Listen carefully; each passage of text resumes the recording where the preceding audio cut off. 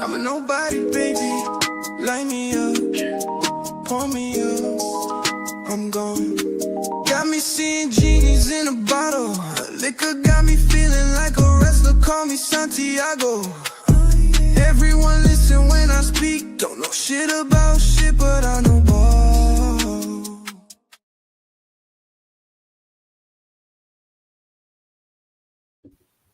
What's up, everybody, and welcome to Two Nobodies with the Mic. I'm back, baby. Episode 137. We live, YouTube, Instagram, whatever you guys want to talk about, man. We're here for you guys. We are an interactive show. Please hit us up in the chat. Talk your shit. You got any questions, concerns, golf tips, because we need them. We're not giving them. We need the golf tips. Yes. Yeah, we yes. don't give them at all. We don't give golf tips, but we try. At least I try to give them, although I shouldn't. Well, you can to me.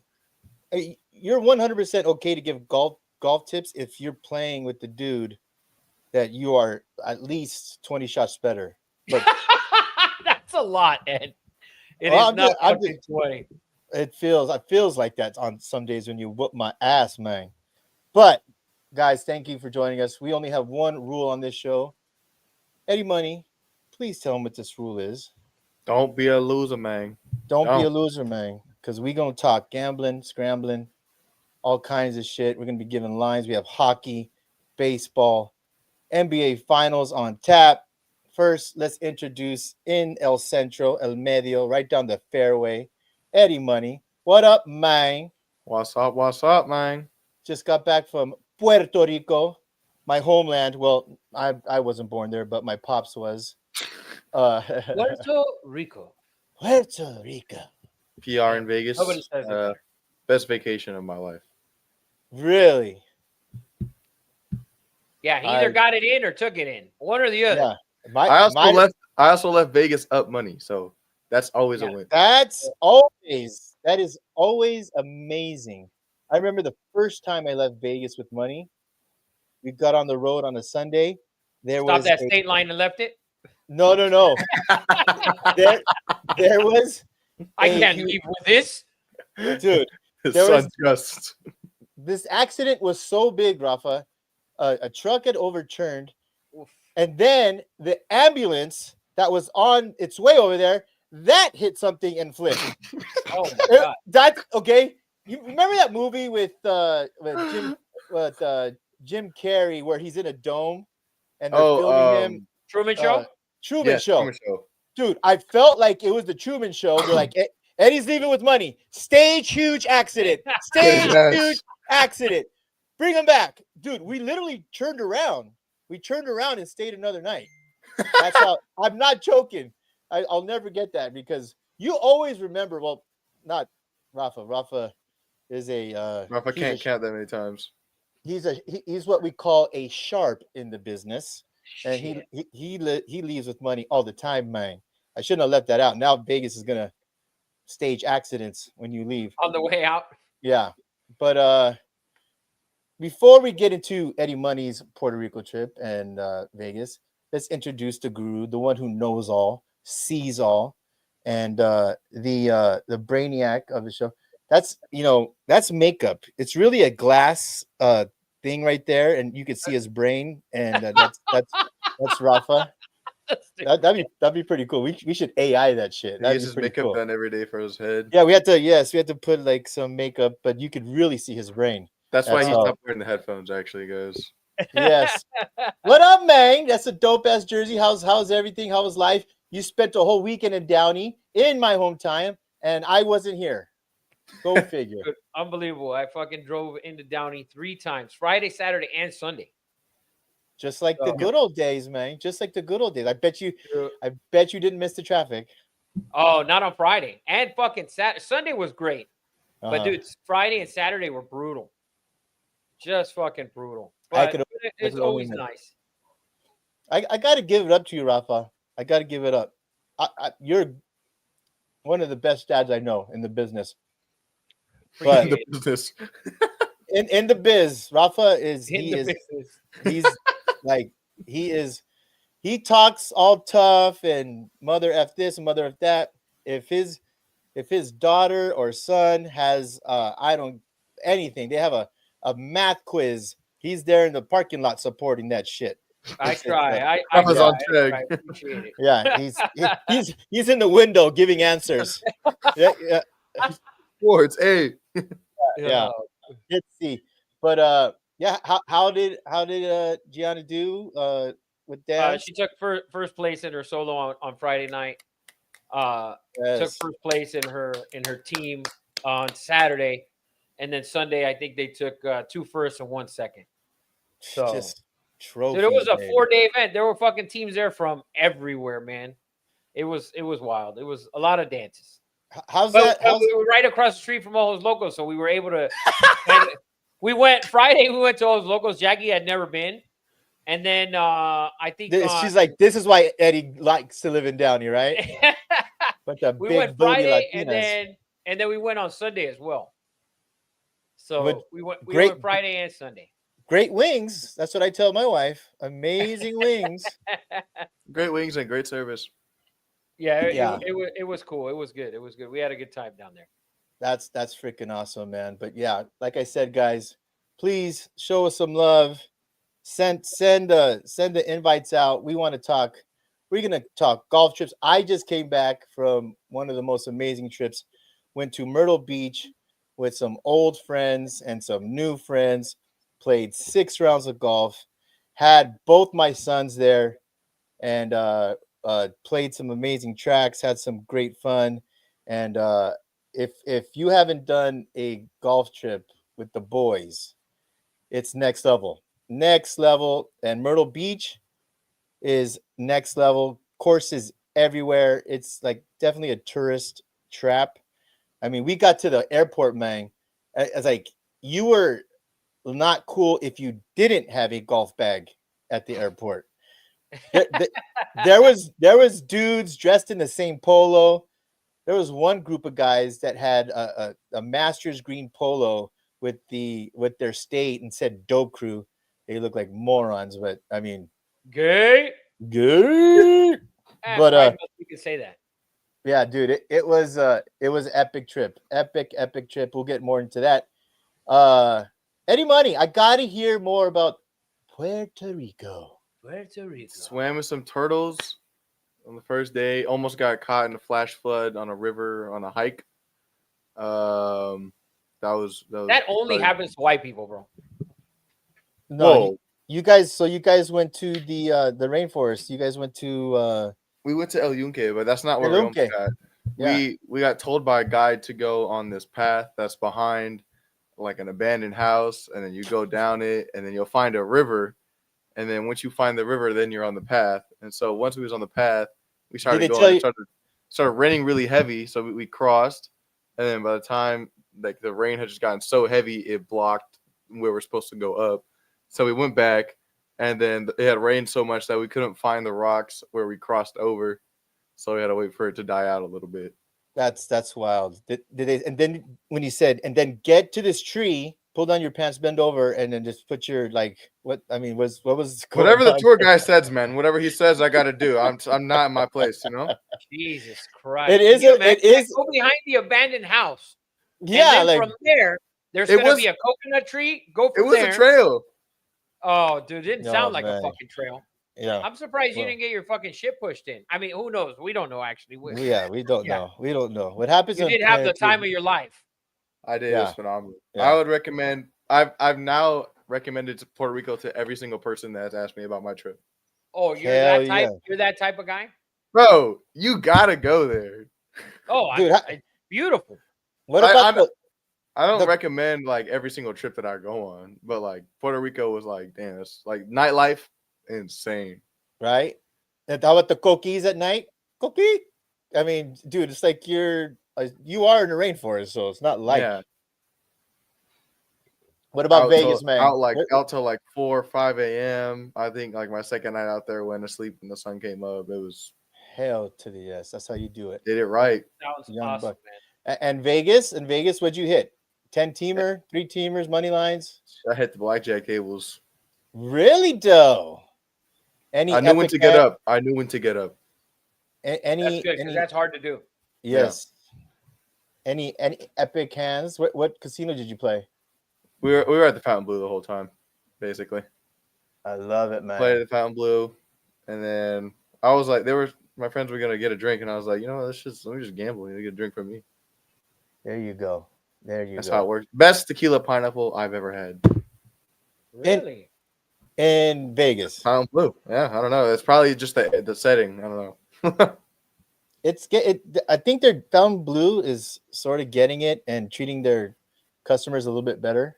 I think at least the last couple of times I've been to, they've really turned it up a notch. They really turned it up a notch. But other than that, guys, our first segment of every show, 137 shows in, we do something called You're Fired, where you want to fire someone or hire someone. It doesn't matter, man. Just something that you got to get off your chest. And if you guys out there in YouTube or Instagram, let us know who you want to fire, man. Who wants to go first? I'll go first. I want to fire the CIF and I think her name is Clara James, for winning the 400 meter and then celebrated with a fire extinguisher to extinguish her cleats because they were on fire. And they stripped her of the championship, which was absolutely stupid, ridiculous that they did that to her. And it is just heartbreaking for her. What? Yep. Saw the that. same CIF who allowed a born male to compete against girls. Same weekend, same event, same place. So how about, so she wins the race, runs to her dad, which is also her coach, grabs a fire extinguisher, then walks over to kind of an area, not really too many people there. It's not like, and she just extinguished her spikes, and they stripped her of the title. Oh man, we gotta delve into this a little bit. So I think CJ had the clip because we talked about it on Yapping. So CJ has a clip. I don't know if you could find the clip, Eddie Money, and show it to Eddie, and maybe you can put it up. Dude, I can't believe I haven't. I saw that on the news. My mom was watching it this morning. I sent it the other day in the group chat, and when it first came out, and it was on Saturday. I think she's from North Salinas High School, sophomore, and dude, she won. I compared it to and it's kind of what I compared it to them stripping Reggie Bush of the Heisman for outside shit. Like it's even worse than that because, I mean, Reggie Bush family was getting benefits while he was there, right? The event is done. The event is done. She won the race. It's not detrimental. I mean, is it? I didn't find it disrespectful to the other athletes. Yeah. Maybe they didn't like the celebration, but she wasn't taunting anyone. It's not like she was running and fucking smiling. No, it wasn't that. And they're so worried about, with the other girl, with the AB Hernandez, which is the transgender athlete. They were so worried about, oh, she's just a kid. Fine. You did this to another kid. You stripped her of something that she deserved to win. And in all-girl 400 meter, she won it outright. And you penalized her for a celebration. Like, to me, first of all, maybe if the judges, if you didn't like it, you could have pulled her to the side. And there's no judges in a race. The race is what the race is. There was no foul. She didn't commit a foul, nothing. You could have pulled her to the side and said, you know what, if it happens again, next year we'll suspend you for a meet or two or whatever. Or wrote a letter to the school and said, you know what, for the next season, she suspended the first two meets, fine. But to take a championship that she deserved, that she trained for, and you took it away from her is absolutely ridiculous on the CIF's part. They just had a bad weekend overall, the CIF. There we go. Man. Here it is, Ed. Okay, I got to see this shit. So there she's on front winning, and then she takes like a walk back here. Comes over to Pops. Yeah, they don't show this. This one didn't have the celebration, but you could see her like going to her dad and gets a fire extinguisher from her dad. And it cuts off there. But she goes out of the way, Eddie. You saw her kind of going out of the way already. Yeah. She's not even doing it on the track. So she goes out of the way, extinguishes her spikes, and then, it's brutal. To me, it was brutal. What's up, Moises? Yeah, it's been a while, man. Where you been, Mr. Arona? It's been a while. Thanks for checking in with us. So, I agree with you, Rafa. 100% ridiculous. You can't take something away from someone. Dude, that has to be 3-4 minutes after the race to come all the way back. I'm sure she hugged some people to walk all the way back. There is a part of me, though, I'm not going to lie, that's like, that's way over the top and stupid shit. And I don't think it deserves disqualification, like you said. But, oh, my God, that's just, yeah. It's a great celebration. I mean, she's not the first person to do it because you had an American sprinter do it before. I don't remember what the guy's name was, but he did it before. So it wasn't like, but nobody's done it since. And for her to do it, dude, I don't mind it. You know what? It's like, when you see a guy hit a home run in high school or anywhere, they celebrate. When kids score touchdowns, they celebrate. So celebrations are going to happen. So it's part of sports. She deserved it. How much hard work did she put into it as a sophomore to win a state championship? As a sophomore in the 400 meter, he deserved all of it. It's a great win for her. So you remember the celebrations in the NFL, when the popcorn, the pen in T.O.'s sock. If you're gonna say something bad about T.O., I'm the wrong person because I no. I'm not gonna say anything about T.O. Zeke Elliott going in the Salvation Army. Oh yeah. So, and then the No Fun League says, listen, you could celebrate, just no props.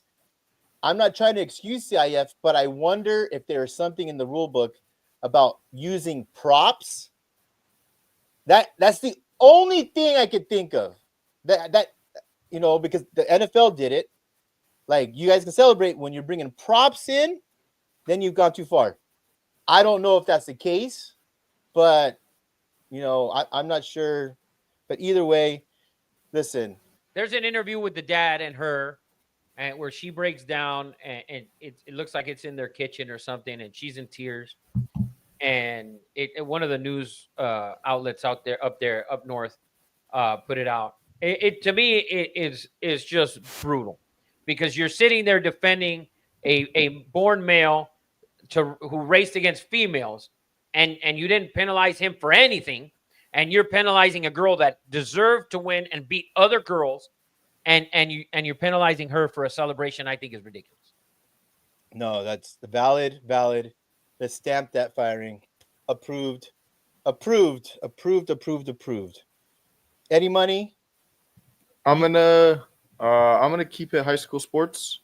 Last week I hired Bosco Baseball for Make It to the Championship. Accidentally said Corona Centennial. That's my God, you got crushed. I got blamed for that, but my God, guys, everyone relax on that. I know, it's all right though. It's all right. This week I'm hiring Bosco again for winning the D1 final against Santa Margarita. They sold out Cal State Fullerton, and they won in a walk-off at the bottom of the ninth, 3-2. How badass is Bosco. That, man? So good. It's really amazing. Like I said, Bosco, well, Trinity League, we all know is very a sports-oriented league, amazing schools. They beat the number one team in the country, not in the state, which was Corona. We all know about that team. But it just goes to show you, man, chemistry in baseball is very important. Timely hitting is very important, and pitching. Timely hitting in playoffs. Rafa would tell you that, man. It's like the most important thing on the planet, and good defense.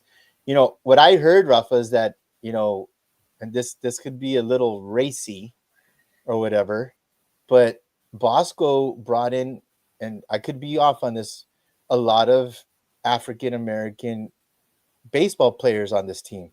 The two brothers, It's not something you see a lot. Two brothers, Rafa. like two brothers or two brothers? No, well, actually, Two brothers. Okay, all right. I get you brothers. now. Okay, so two brothers. Two Okay. brothers that All were right. incredible. And it's good to see, man. It's good to see because the American black in baseball is not. It's almost a rarity at this point in the major leagues. And it's a shame. And I've been on the show for whatever amount of time we've been on it, and I've said it multiple times that the black African American athlete is the best athlete on the planet. If the Americans decided, if young black Americans decided to play soccer, there would be nobody better in 15 years. I swear to you, there would be nobody better. That's my opinion, will always be. And I like I do always, I disagree with that opinion. Two brothers. I love that. Two brothers. Put it on a t-shirt. Put it on a t-shirt, man. Two brothers. Who is that, by the way? I think that's CJ. That's got to be. The Negro is superior at sports. That is 100% CJ. Oh God, yes.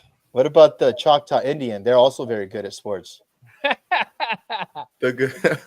Eddie, so let me ask you something, because you just said it. You don't agree with me that the black African American is the best athlete on the planet? No, I don't. Really? I don't because let's go to any sport. Any sport. Pick a sport.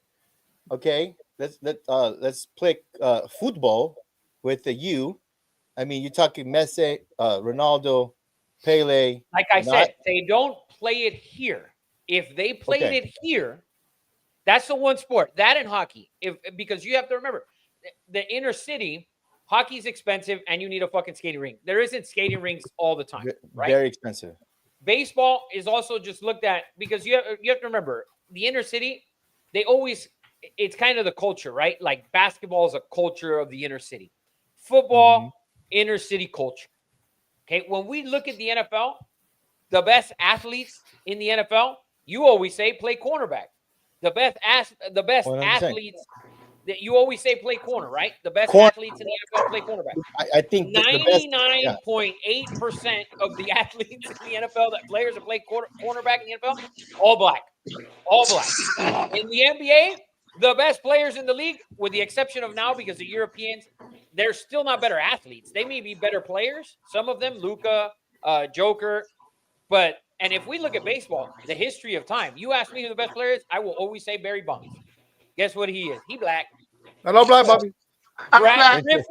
Griffey, he black, baby. Okay, Griffey, Willie Mays, who we didn't see play, but we know, right, from stats and videos that you've seen and all that. Willie Mays, we can argue that the 5 best players in the history of baseball, Willie Mays, Barry Bonds, Ken Griffey Jr., and find me 2 other dudes, but 3 so far, they black, baby, and they black Americano. So Pete Rose. Greatest hitter, and maybe not even the greatest hitter, maybe second behind, in my opinion, Ichiro or Tony Gwynn, by the way. Tony fucking Gwynn, Eduardo. He was black and motherfucker too. Dude. And you can look wherever you want.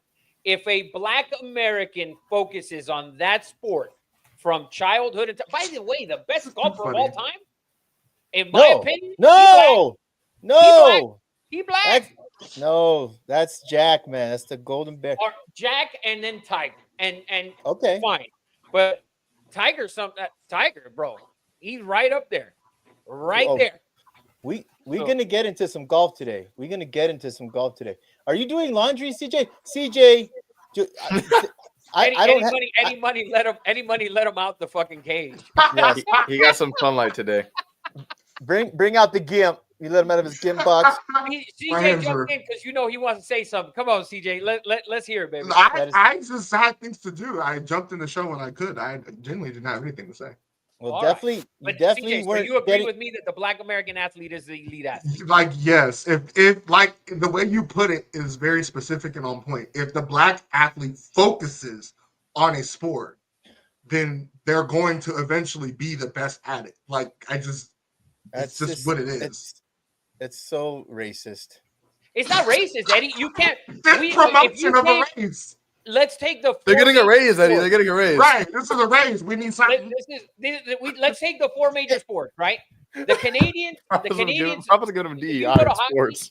If you go to hockey, the 4 major sports. If we go to hockey, the best player ever was Canadian. The best player right now, and possibly could be the best player ever. He's also Canadian. That's what they do. That's what they grow up to do at an elite level. Right. They're Canadian. That's what they do. Find a black Canadian and teach him how to do that shit since birth. That motherfucker will be better than the great one and Connor McDavid. They'll find a different type of stick, Rafa. Negative. The whole country of Canada. The whole country of Canada is mad right now. Motherfucker, what you just say? I'm just telling you. If anyone focuses, if you put everything you have, obviously you have to have some genes and athletic ability. But see the Eddie, their genes and athletic ability are if an Asian puts all they want to into football, just based on the genetics of Asian people, they're not going to. They don't grow tall enough. They don't have the muscle mass like Asians naturally. We're talking generally. Don't have the capabilities usually to be successful at football. That's why they put it in the books, right? Have you seen sumo wrestling? Are you fucking kidding me? If you that's not football. But what I'm saying is, I think you're saying it's from genetics. Yeah, genetically, there's look at the Japanese and Chinese volleyball teams. Look at the basketball teams. They're genetically Asian people are smaller across the board than Latinos, than black people. They're just smaller people. That's true. That's not arguable. Like that is a true. If you look at the general heights of all Asian countries compared to the general heights of European countries, it's just shorter. You can look it up, anybody.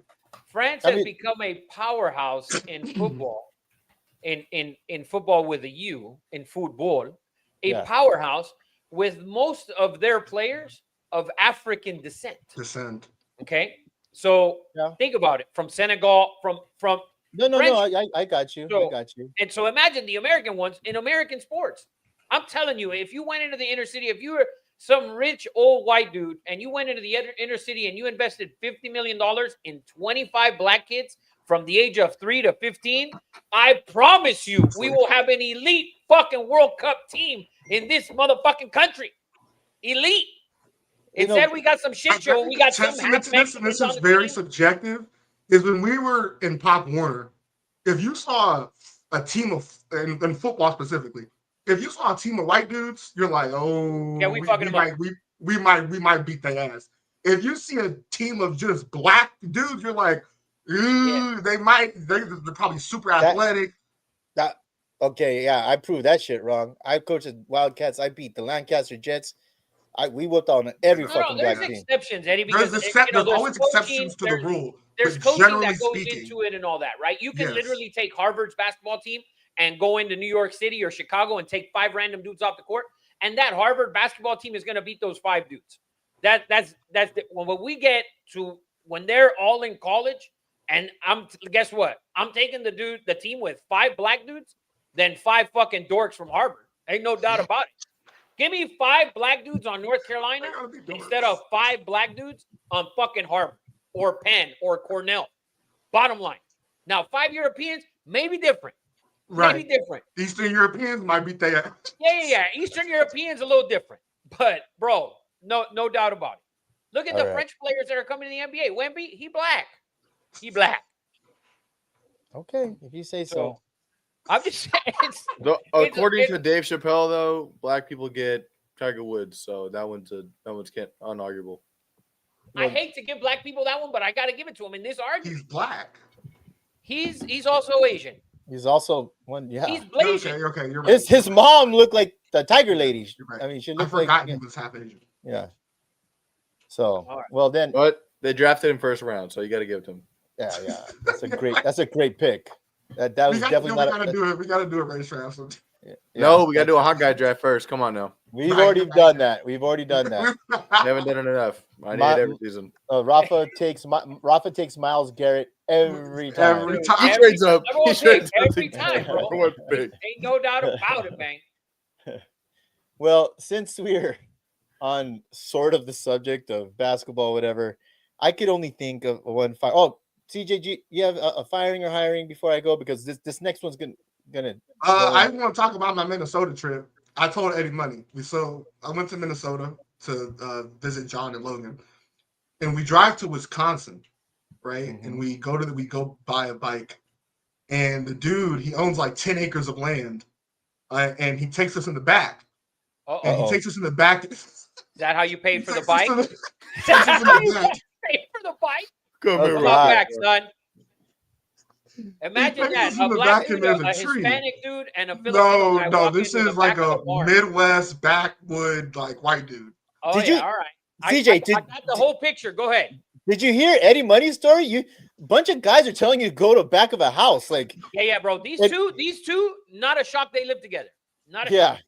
Just go to the back of the barn. It's back there. It sounds like the beginning of the hostile. Me and Eddie Money like to explore. So he hostile pulled out the second When in one, Rome. the bike. Go We ahead. grew up on. Oh yeah, so we're going and there's a tree, and behind the tree, he's like, "Oh, I got a 2 raccoon traps," and so he opens one up, and there's like the biggest raccoon I think I've ever seen. It's the size of like 3 footballs.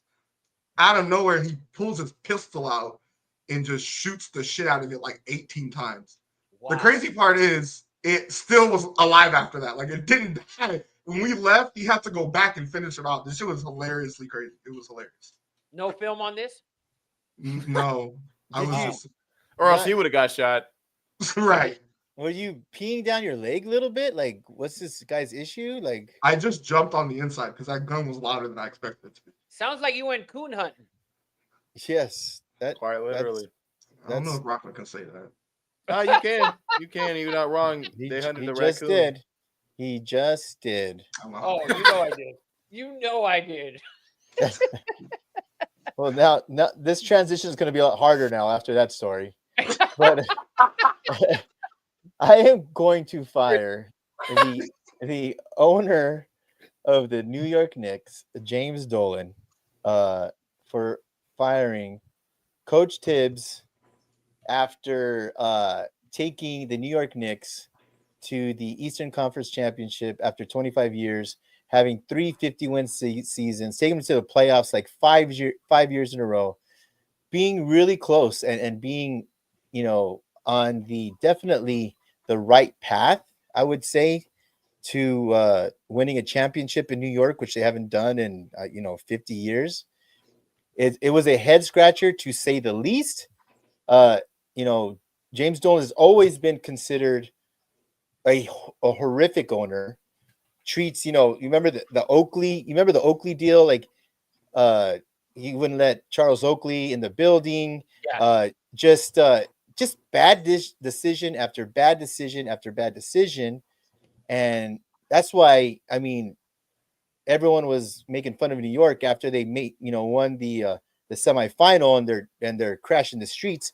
That team, I feel like, Brooklyn, the Nets, that's not really a New York thing, although, Brooklyn's in New York, but, they were moved from New Jersey.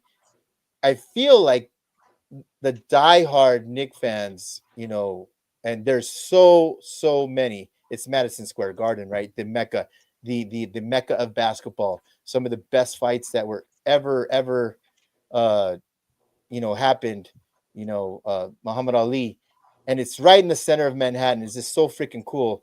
And then to fire Tibbs like that, and I just got to know your opinion, Rafa. Were you number one? Were you shocked? I was, and I wasn't. And Really? because- how? Yeah, How? The reason I wasn't shocked is because so much has been said about Tibbs's minutes that there's no, he overplayed a lot of the guys. Is what a lot of it's been talked about all year long, right? And for a while it's been that where he overuses his players. Did he overuse his players? Did they run out of gas in the Eastern Conference Finals? So that part, maybe that played into a part here with him. Maybe the exit meeting with Brunson, where maybe Brunson came out and said, you know what, I was maybe worked a little too hard, which I wouldn't think he would say something like that, but you never know. because you definitely have to go to your best player when you make that decision. Like when the Nuggets fired Mike Malone, a week before the season was over, you kind of realized, we all thought in the beginning, well, Joker isn't like that. Well, we kind of saw throughout the playoffs that Joker fucking kind of made that happen, or it wouldn't shock. And now it didn't shock me that Joker was involved in that decision, and he probably okayed it. So for you to just, and I know Dolan's had issues for years, and you know, a lot of the fans don't like him as an owner and so on. Yeah. So you had to have gone to him and thought, you know, and said, hey, this is what we're thinking of doing. Are you okay with it? Whatever. Because what's the move from here? You fired him, and Tibbs will get a job right away anywhere, right? Yeah. Unless he decides to not coach for a year, but he can get hired by anyone. So, you know, that had to be one. And then two, you have to think, maybe I have an in to get Dan Hurley, who was horrible this year. They had a terrible season. They started at number one, ended up like with an 8 or 9 seed in the tournament. Yeah. So there's something there that he must think, I can get this guy. But I think he had to have involved Brunson in the decision, because he's the heart and soul of the team. The team, they had a team. This was their chance. And I think they missed their chance, because next year, you know, Boston will come back healthy. You know, I mean, it's just, you know, I don't think he just did it out of fucking, you know what, hot, and fuck it, we lost. We shouldn't have lost to this team. Yada yada yada. I don't think he did it based off that. I think he had some input. He had to have had some input from Brunson, but you know, we'll never really know the true story there. I have a little bit of a tin foil hat theory on this. Okay, I love these type of things. Okay, and Rafa, you'll agree with me on this, and this is my conspiracy theory, because, like you said, your star player who took a team friendly deal so you could sign more guys, you think you would go to him, but in the interview, or in one of the interviews right after the last game, they asked Jalen Brunson, do you think Coach Tibbs is the guy, whatever? And he's like, did you really just ask that question? He's like, are you serious right now? It's like, this is why I can't take you. He was very upset. Like, that is a ridiculous question. Now, here's where my conspiracy comes in. I do think there was a Brunson that might. You think it was Pops? That might. So you do know that Rick Brunson is on the bench and is an assistant on this thing. So then this is my analogy, Rafa, and you've seen this personally, and I've seen it, and I know CJ has seen it, and Eddie has seen it. It starts at the lowest level of sports, where you get the dad who's not a coach, but buddies up to the head coach and tells little secrets. Hey, little Johnny said that, you know, this kid is afraid or whatever. Is Rick Brunson sort of a mole? Did because Jalen looked like he had Tibbs back. Now, could Jalen tell his pops, like, I didn't like what Tibbs did here, or like you said, he might have worked me too much, and then Rick backdoor Tibbs, go to Dolan and see, like, hey, just giving him, sort of the business and telling him the team inside and secrets. I feel like I might not be too far. And you've seen it many times in baseball. It happens all the time where the nosy dad kisses. It's usually a kid who's not too good. Not too good always. It's always a right. Kid. Right. It's usually the kid where the dad thinks he's good and the kid's not too good and tries to position and gain levels by either giving the head coach information. This dad's a dick. Watch out for him. He has a gambling problem. This guy does drugs. He was doing drugs and whatever. But you've seen it. You've seen it at the high school level, right, Rafa? Oh yeah. I know you guys have seen it. Could I be off on this? Could I be off? Because Rick Brunson, although if there any money, you could tell us. I know there is a list of at least 8 guys with odds on getting this job, and I bet you I don't think he'll be in the top 5, but I bet Papa Brunson is in the top 10.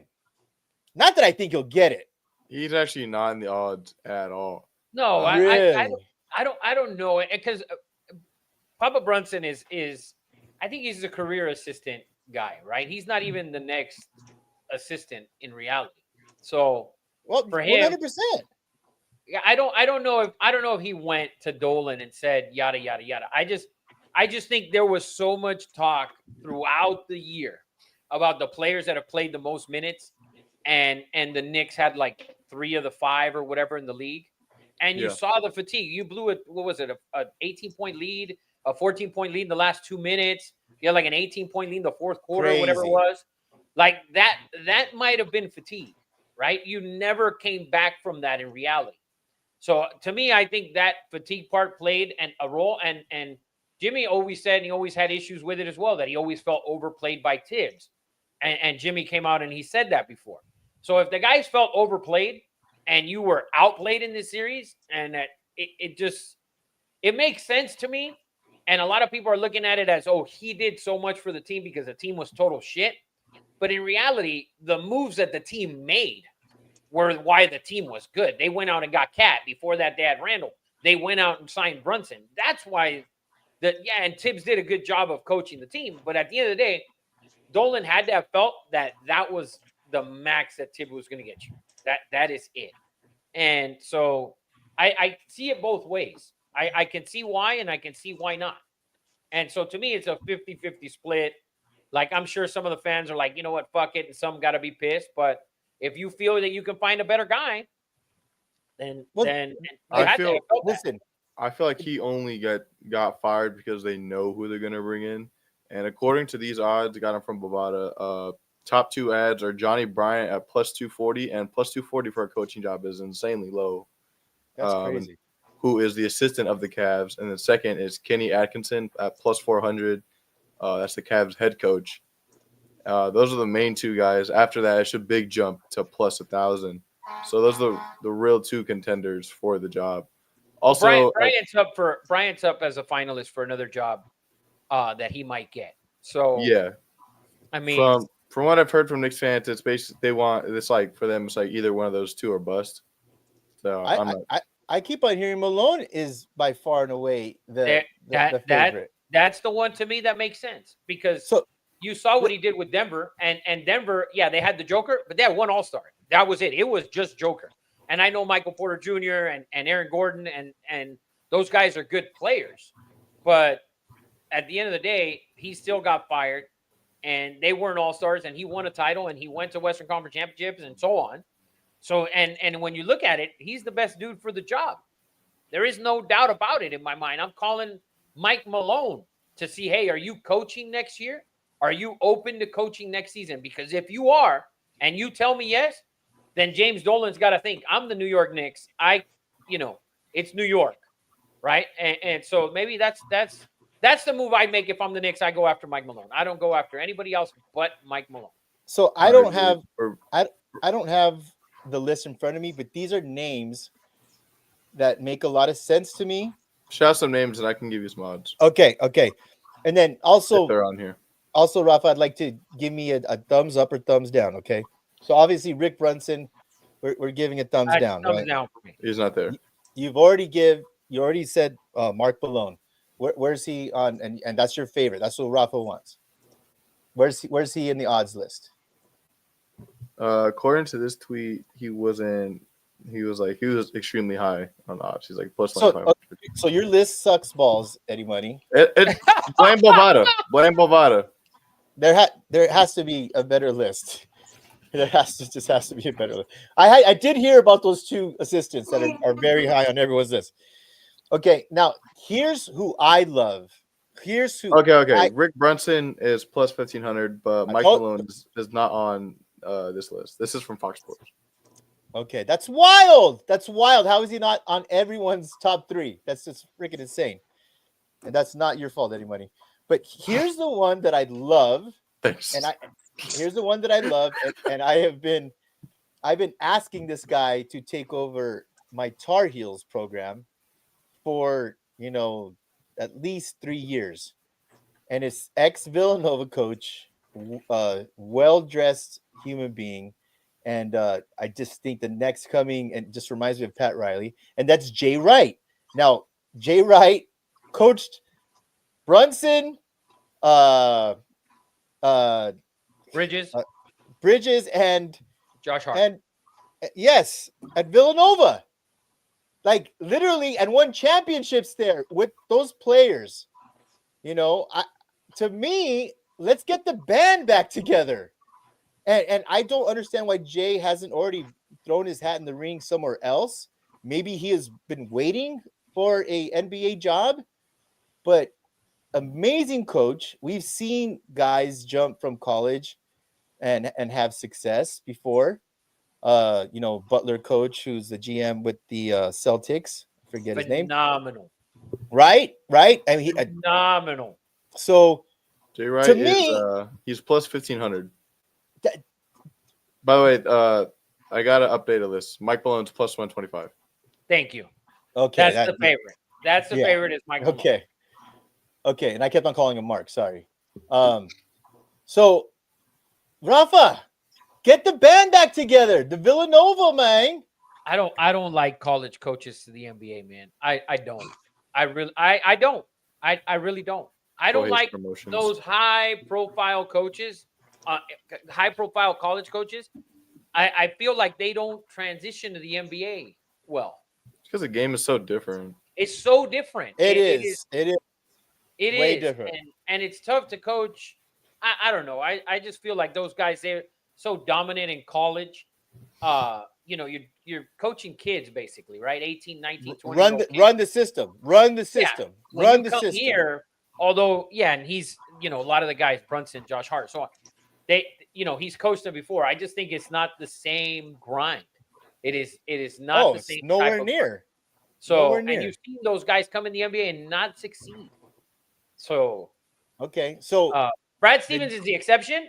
And Brad Stevens, and he's the exception. And he literally said, after he couldn't beat LeBron, he said, I'm done. I'm going up to the front office, and here you go. Here we go. Oh, I got to give you a LeBron fucking. We're talking basketball. I got to throw the key. LeBron made him go be general manager. Oh, wave the white flag. Yes. Okay, so you're definitely not gonna like my next guy then, but this guy who I'm about to mention, okay, is one of the best college coaches of all time. Took a shot, right? Went to the NBA, got crushed, left, came back, and has had success everywhere. And this guy plays basketball right there in the Garden right now with St. John's, man. Rick Pitino. Come home, Papa. And it's very Pete Carroll-ish. Very Pete Carroll-ish, where you struggled in New England and the Jets. I think Pitino deserves another shot. I think he's arguably a top 5 coach of all time.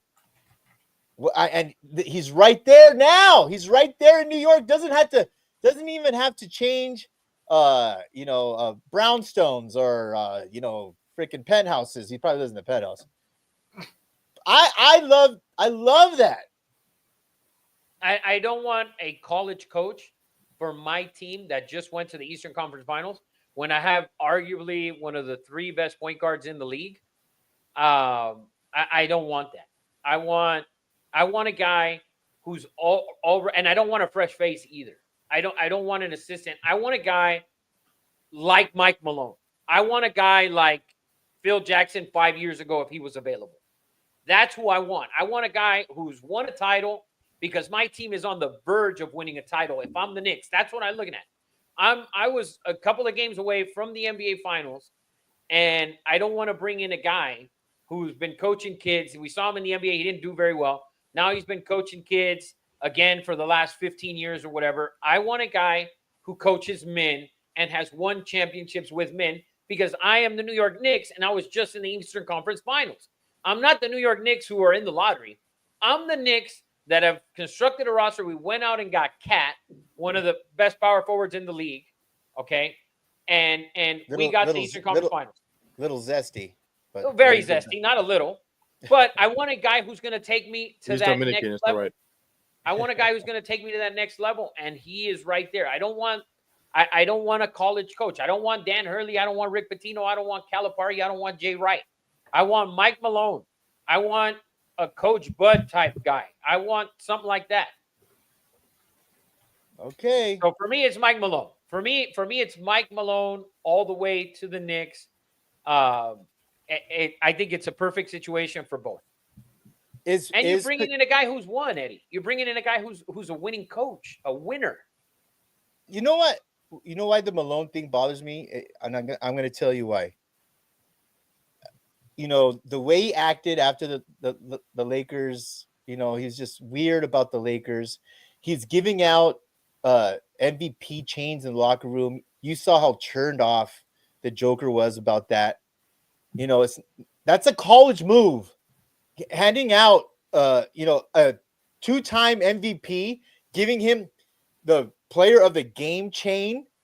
Like, I can't get that out of my head. It was like, what the fuck did I just watch? Like, that's the Joker. He's the best player every game. Just give him the fucking chain. Like, I mean, and he talks a little Eminem-ish. If you get what I'm saying. I get what you're saying. You're saying. Okay. I get what you're saying. That's the other thing. Kind of wigga-ish is what you're saying. Yeah. He's kind of wigga-ish. Which is fine, Eddie. Dude, he's coached big-time player. He's coached a big-time player. Bottom line, like Michael Brown just said, and he's coached. And he got him fired.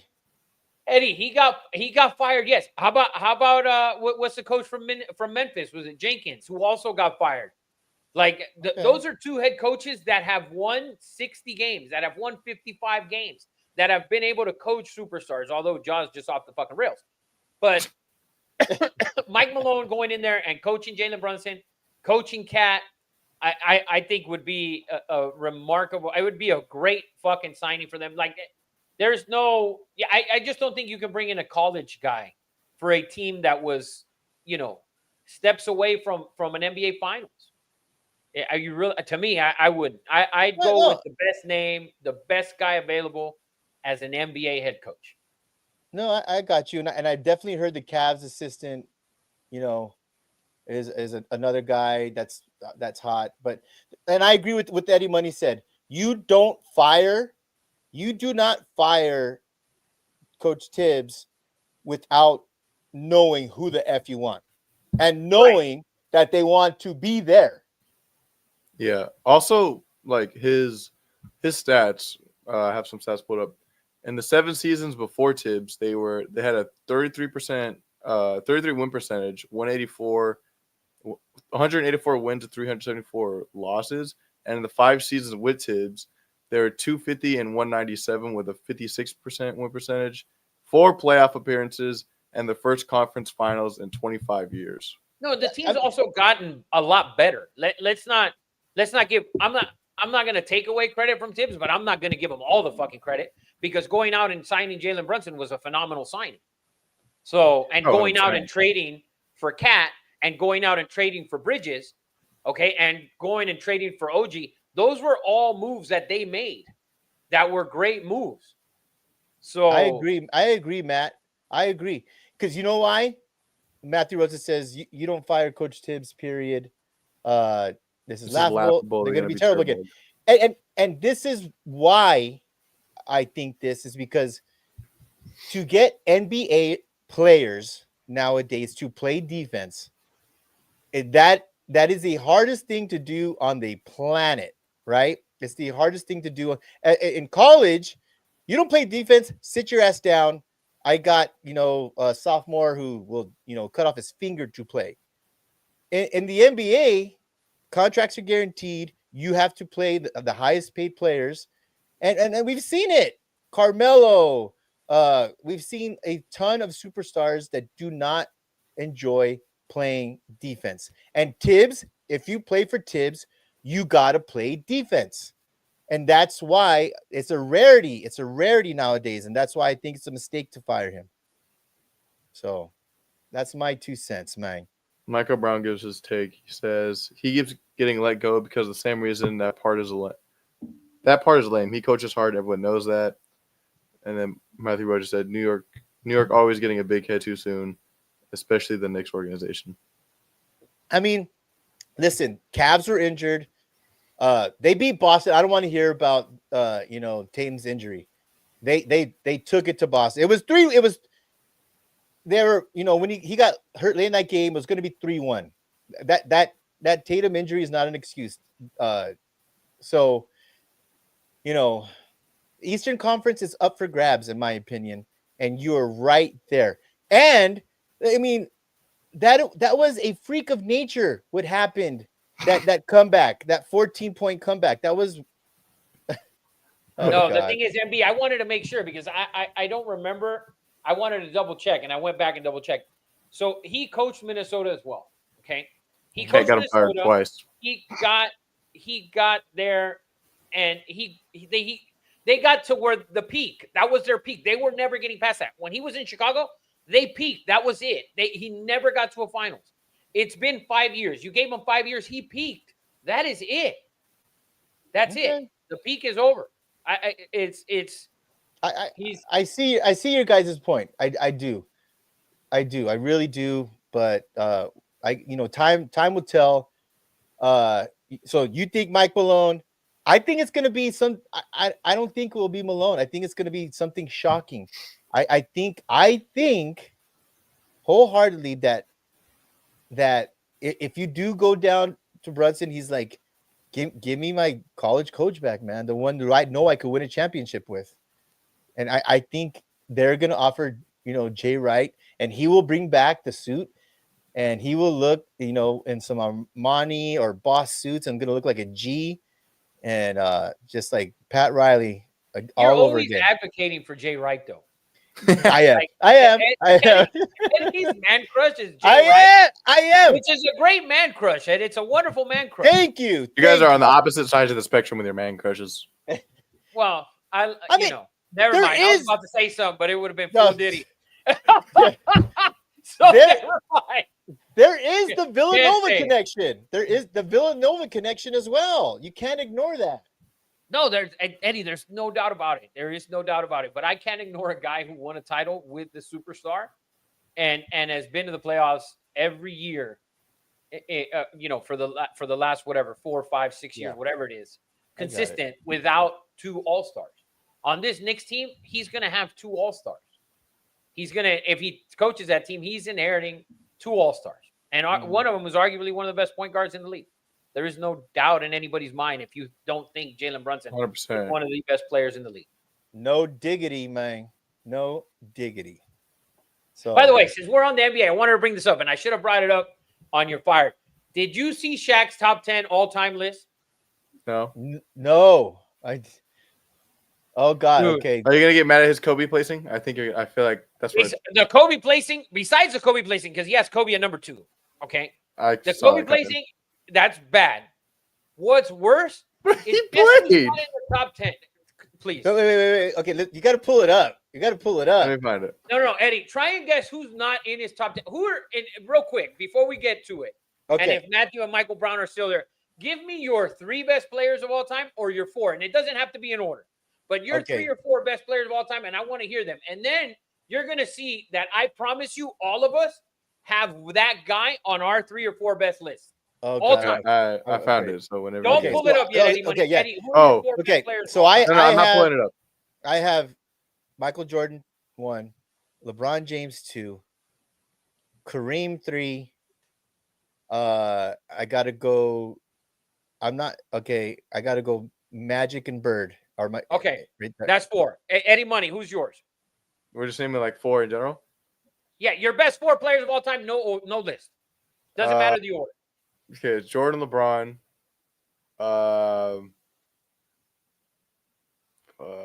Fuck. Probably some Don't sort of. say. So Kareem, say Kareem. I was gonna say Will. Will's playing against. Will played against Bill Russell. Yeah, I know. They only played against each other. So you have So Michael Brown has MJ, LeBron, Kareem, and Bird. Matthew has Kareem, Magic, and 1 and 2, LeBron and Jordan. Yeah. LeBron and Jordan. LeBron, Jordan, Kareem, and Bird for me. This man in his top 10, Shaquille O'Neal, the Diesel, NBA TNT, everybody sucks him off.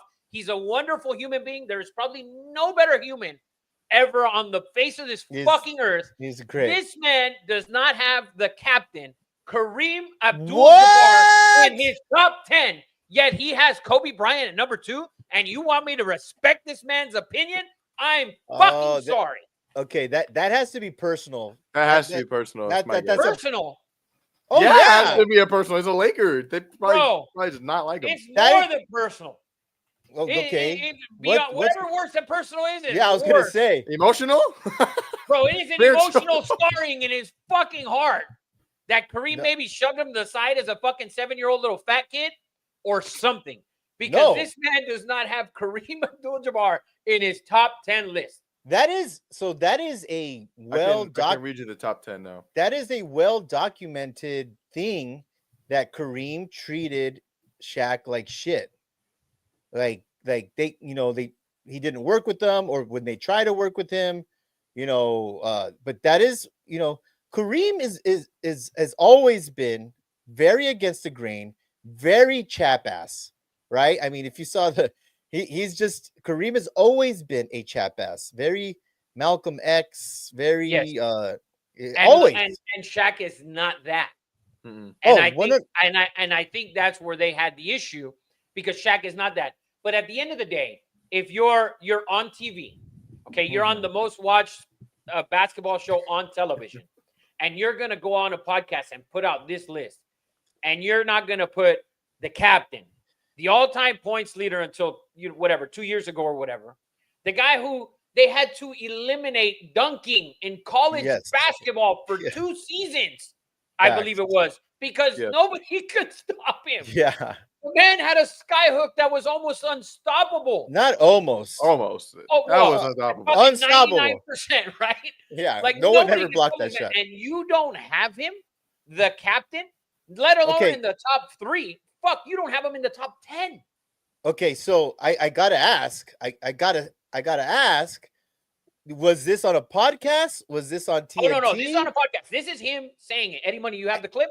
Okay. I don't have the clip, but I have the list. Okay. Okay, my question is this. Please tell me someone called him out on it. No, they're not. Who's gonna? They didn't call out Shaq. That's bullshit. I would have called him out on it right away. I know you would, and everyone should have called him out on that shit. Because he's top 3 because he was tagged in the post. I went instantly to the comments, and people had already beat me to the punch. Literally, all of the comments were Kareem emojis or Kareem little fucking gifs or whatever. All of them. Like, what are you, out of your mind? Yeah, that's wild. Did he have Bill Russell in it? He had Bill Russell. He had Tim Duncan. I'll give you the list from 10. He had Hakeem. He had Tim Duncan. He had himself. And he had Bill Russell. He had Larry Bird Magic. He didn't have himself. Yeah, he did. He was 10th. He put himself as 10th. Dr. J's 10. Or then he's 9th. He's on the list. That's ridiculous, Dr. He's on the list because he said myself. I think he said 10th and Dr. J's 9th. That's wild.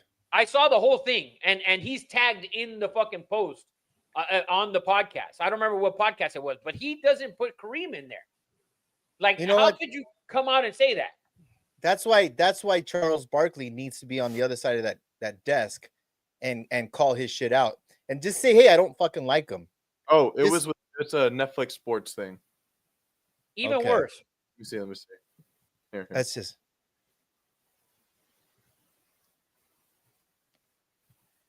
It was brutal. Top 10 greatest players of all time. Number 10, I have myself. I would take myself off and put the great Julius Erving. Number 9, I have the great Tim Duncan. Number 8, I have Akeem Olajuwon. Number 7, Larry Bird. Number 6, Wilt Chamberlain. Number 5, I will go with Bill Russell. Number 4, I'm going to go with Earvin Magic Johnson. Number 3, I'm going to go with the King, LeBron James. Number 2, I'm going with, rest in peace, Kobe Bean Bryant. And number 1, the greatest player of all time is Michael Jordan. Man, that is so wrong. That is so disrespectful. I wouldn't have Kobe at number 2. I have Kobe, in the 7, 8, 9 spot.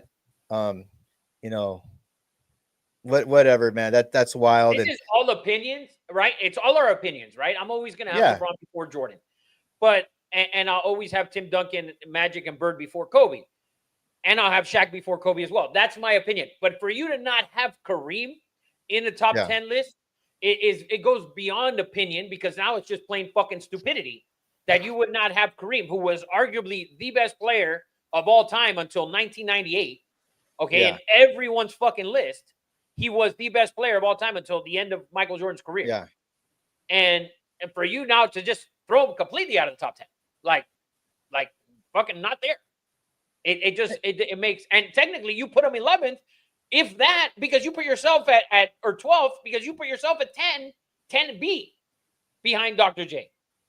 And Like, Kareem played against big guys. He played against large males, and Kareem was skilled as a big man. He was footwork, shooting, could free throw shoot, could pass. He was a skilled, maybe one of the first skilled big men, way more skilled than Bill Russell. not even close. Not even close.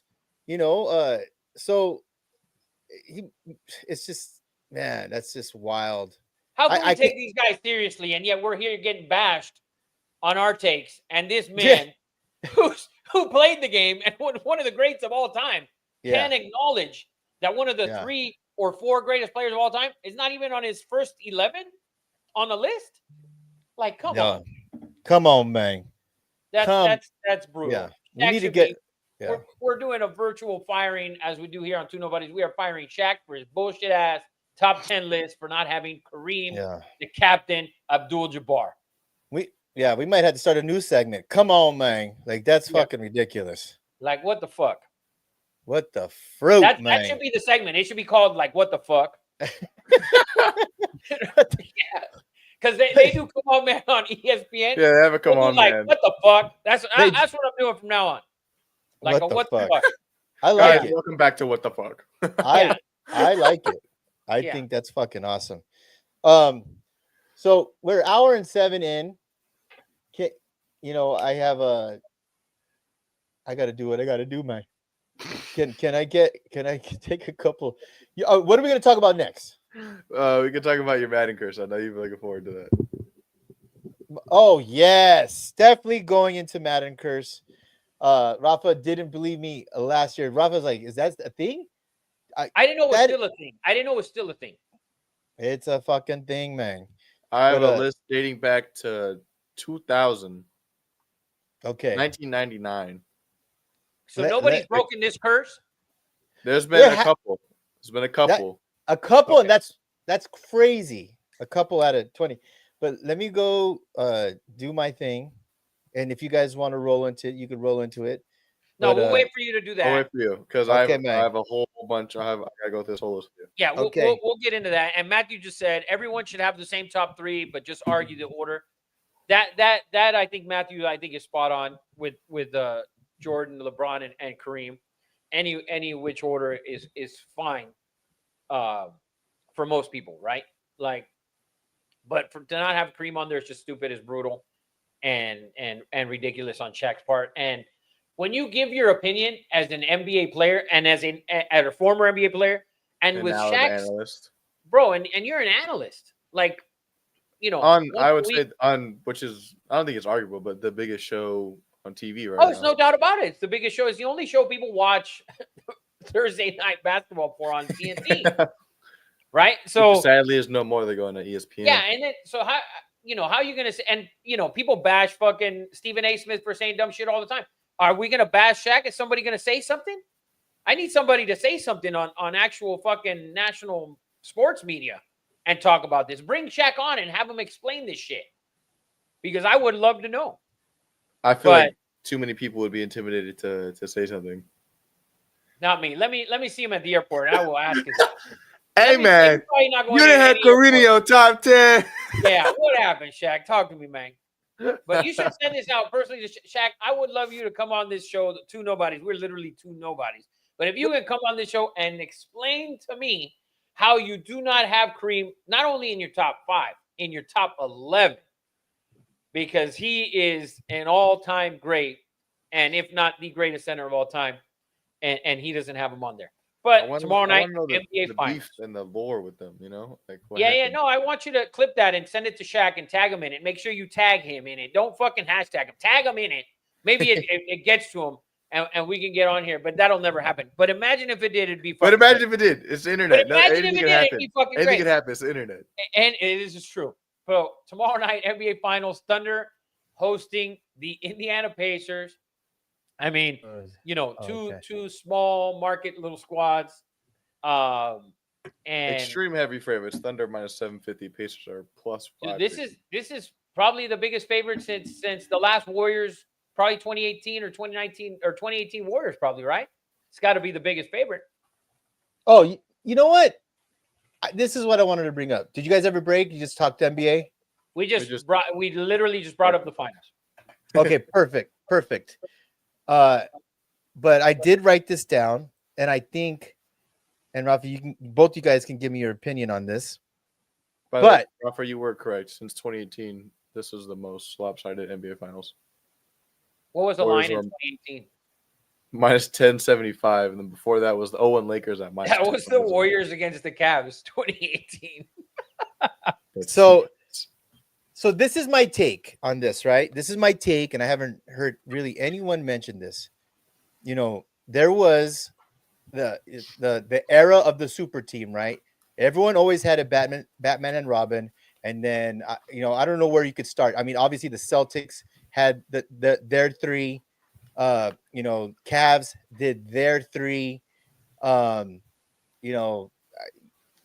However you want to go back to super teams, and that's on you or whatever.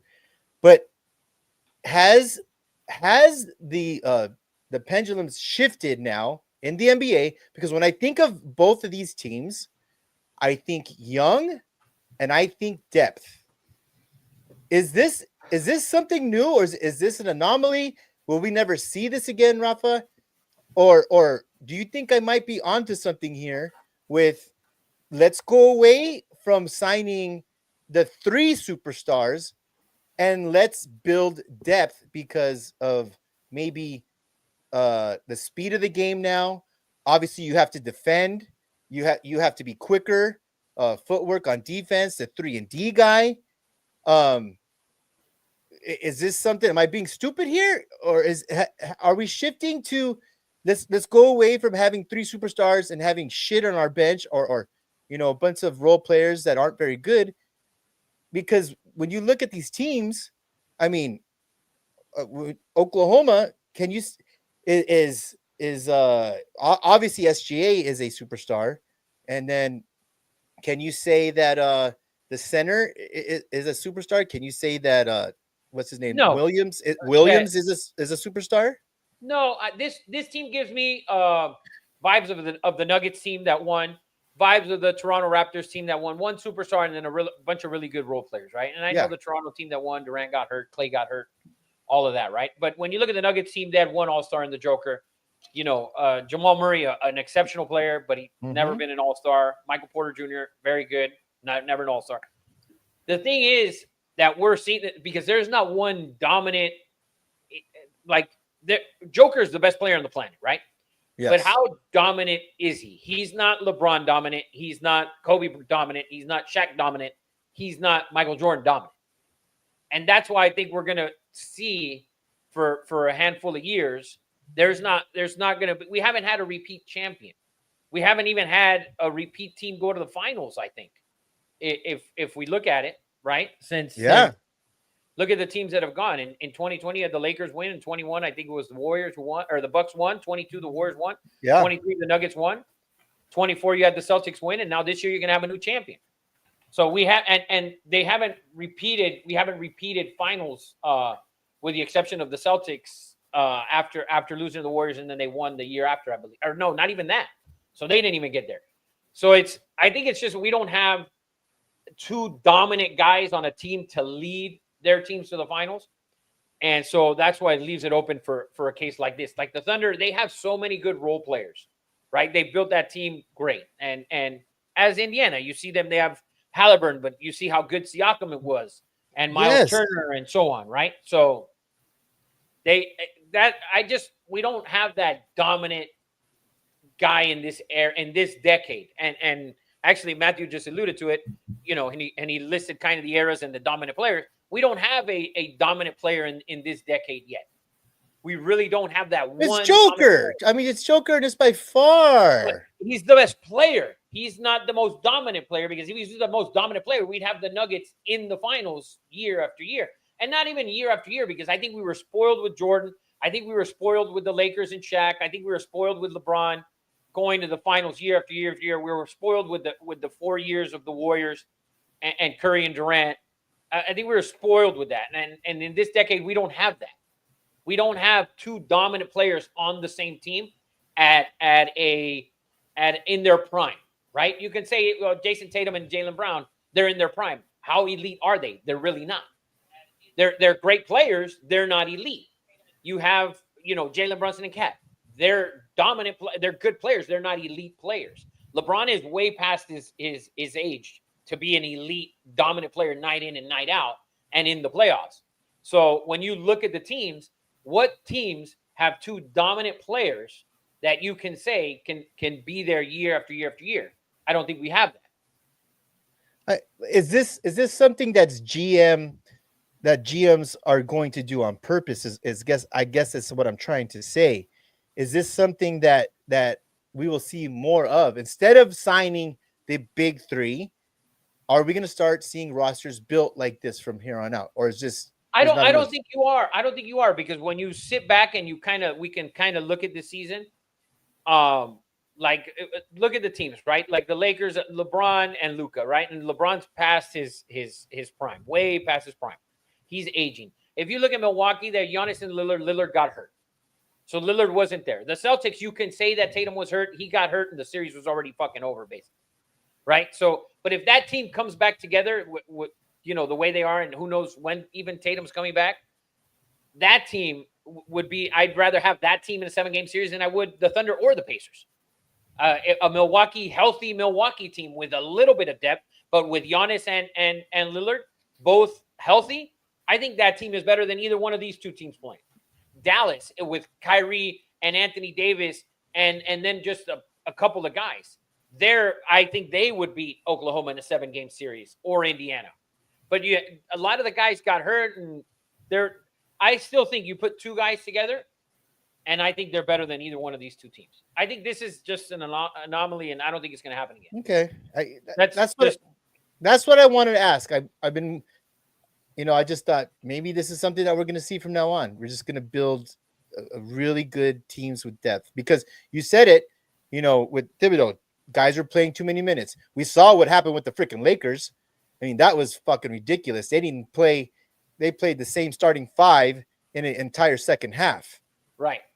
I mean, that's unheard of. So that's why I'm saying, is this going to be a thing? But I guess not. I don't think for me, I don't think it sticks. I really don't think it sticks for me.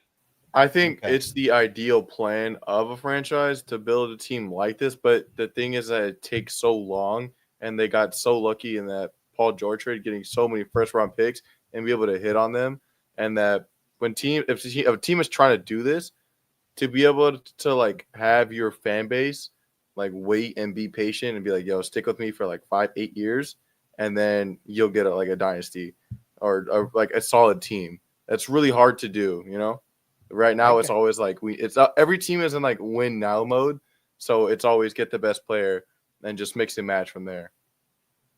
All right, man. I think there's just so many teams that can add one player from a Booker to a team like the Lakers, or a piece like that, and I think you'll be right there. I don't necessarily believe that this is going to be the way for everybody.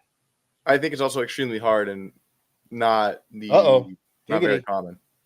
Guys, I need like 2 minutes. I need a couple minutes. If you could just take me off and then just run into the. Yeah, do your thing, man. because you don't even believe in the Madden curse, anyways. It's ridiculous. So, but no. also, I mean, I would say Houston's very close to having this, having the same blueprint as OKC. They have a Right? Great team, Young, very young talent, drafted well, fast, very all around. They can do it well. It's just a lot of fan bases want to see teams win now, and that's why many teams don't stick to it. If you suck for so many years, what's like a couple more years going to do to that? You know what I'm saying? So it's like I can't say that yet. I was gonna say it's like the Raiders, but we haven't had a winning season. But I'll say this. That's like the ideal on paper since the NBA started. That's how you start your team. You do bad, capitalize on your picks, and just trade from there. And Oklahoma has still a shit ton of picks left. I will say this, and this is another way the NBA has changed, and this came from Shaq, because they were talking about Giannis, and does Giannis need to be in a big market? I think that's not a thing. I don't think that's going to be a thing anymore. And we talked about it, Eddie Money, with social media. You don't have to be in a top 5 market in the NBA to get your shine on, or to get your endorsement deals. You can be a superstar. SGA just won a MVP in Oklahoma. So I'm just saying, before, I know. Like Shaq said, he was in Orlando. Guys wanted to come to, LA used to be a huge attraction. Come here, you're gonna get endorsement deals. You're gonna get, you're gonna be in movies. You're gonna be on a bunch of HBO freaking, make some cameo spots. That's not the case anymore with the social media now. You can be a big presence in any market in the country if you know how to work social media. So I think I agree with you on that part about the market and all that, the small markets or whatever, small cities. That came from Shaq, by the way. That does not but I agree with Shaq. At this point, I can't agree with Shaq on anything after seeing that list. After seeing that list, I don't know if I can agree with Shaq much longer. I wonder if he would have done that in front of Chuck, because Chuck might have fucking flew. Man, what the hell? Yeah. Chuck would have gave him the business, and that's why we love Chuck. The business. the business. And Eddie Money, you mentioned Houston, right? And all the guys that they've drafted, they were the number 2 seed this year. They still need an elite player to take them to that next level. No, 100% agree. 100% agree. So they still need an elite player. And I know SGA, he was great this season, and his team's in the finals. He deserved MVP, but he also didn't. No. He deserved it. And Can you imagine? He was better than great. He was better than great. He was fucking phenomenal. Yeah. So was the Joker. Yeah, but that's the same narrative, Rafa, that we got tired of LeBron getting it. We got tired of Shaq getting it.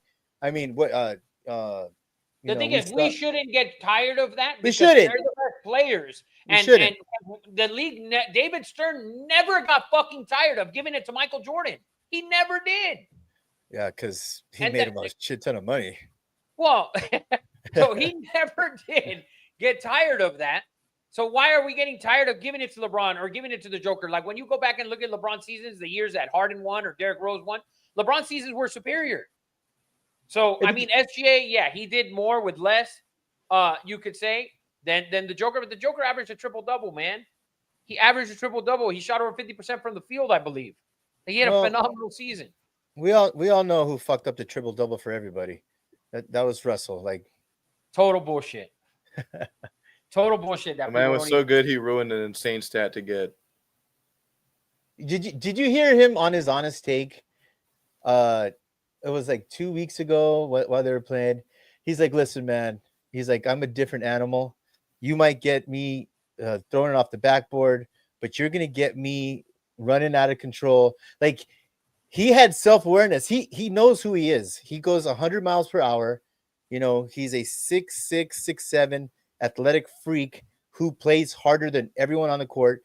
But with that, he plays offense out of control. a shit ton. But I was just impressed that he actually just gave a breakdown of exactly who he was. So we talked about generational talent here last week with Ryan Holmes, and Russell Westbrook was in the generational talent pool. I think Russ could have played in the NFL. I think Russ could have played anything. He is an athletic freak, and he plays harder. You know, I remember, God, who like Orlando Woolridge it got more charges. Just athletic freaks. They just were just out of control all the time, just completely out of control. Yeah, Russell Westbrook is 6'4", 200. Man, imagine that man with a ball in his hand. Yeah. Oh, out The ball in his hand. of Lennox. Was it Lennox? What Oh, high school? I don't know.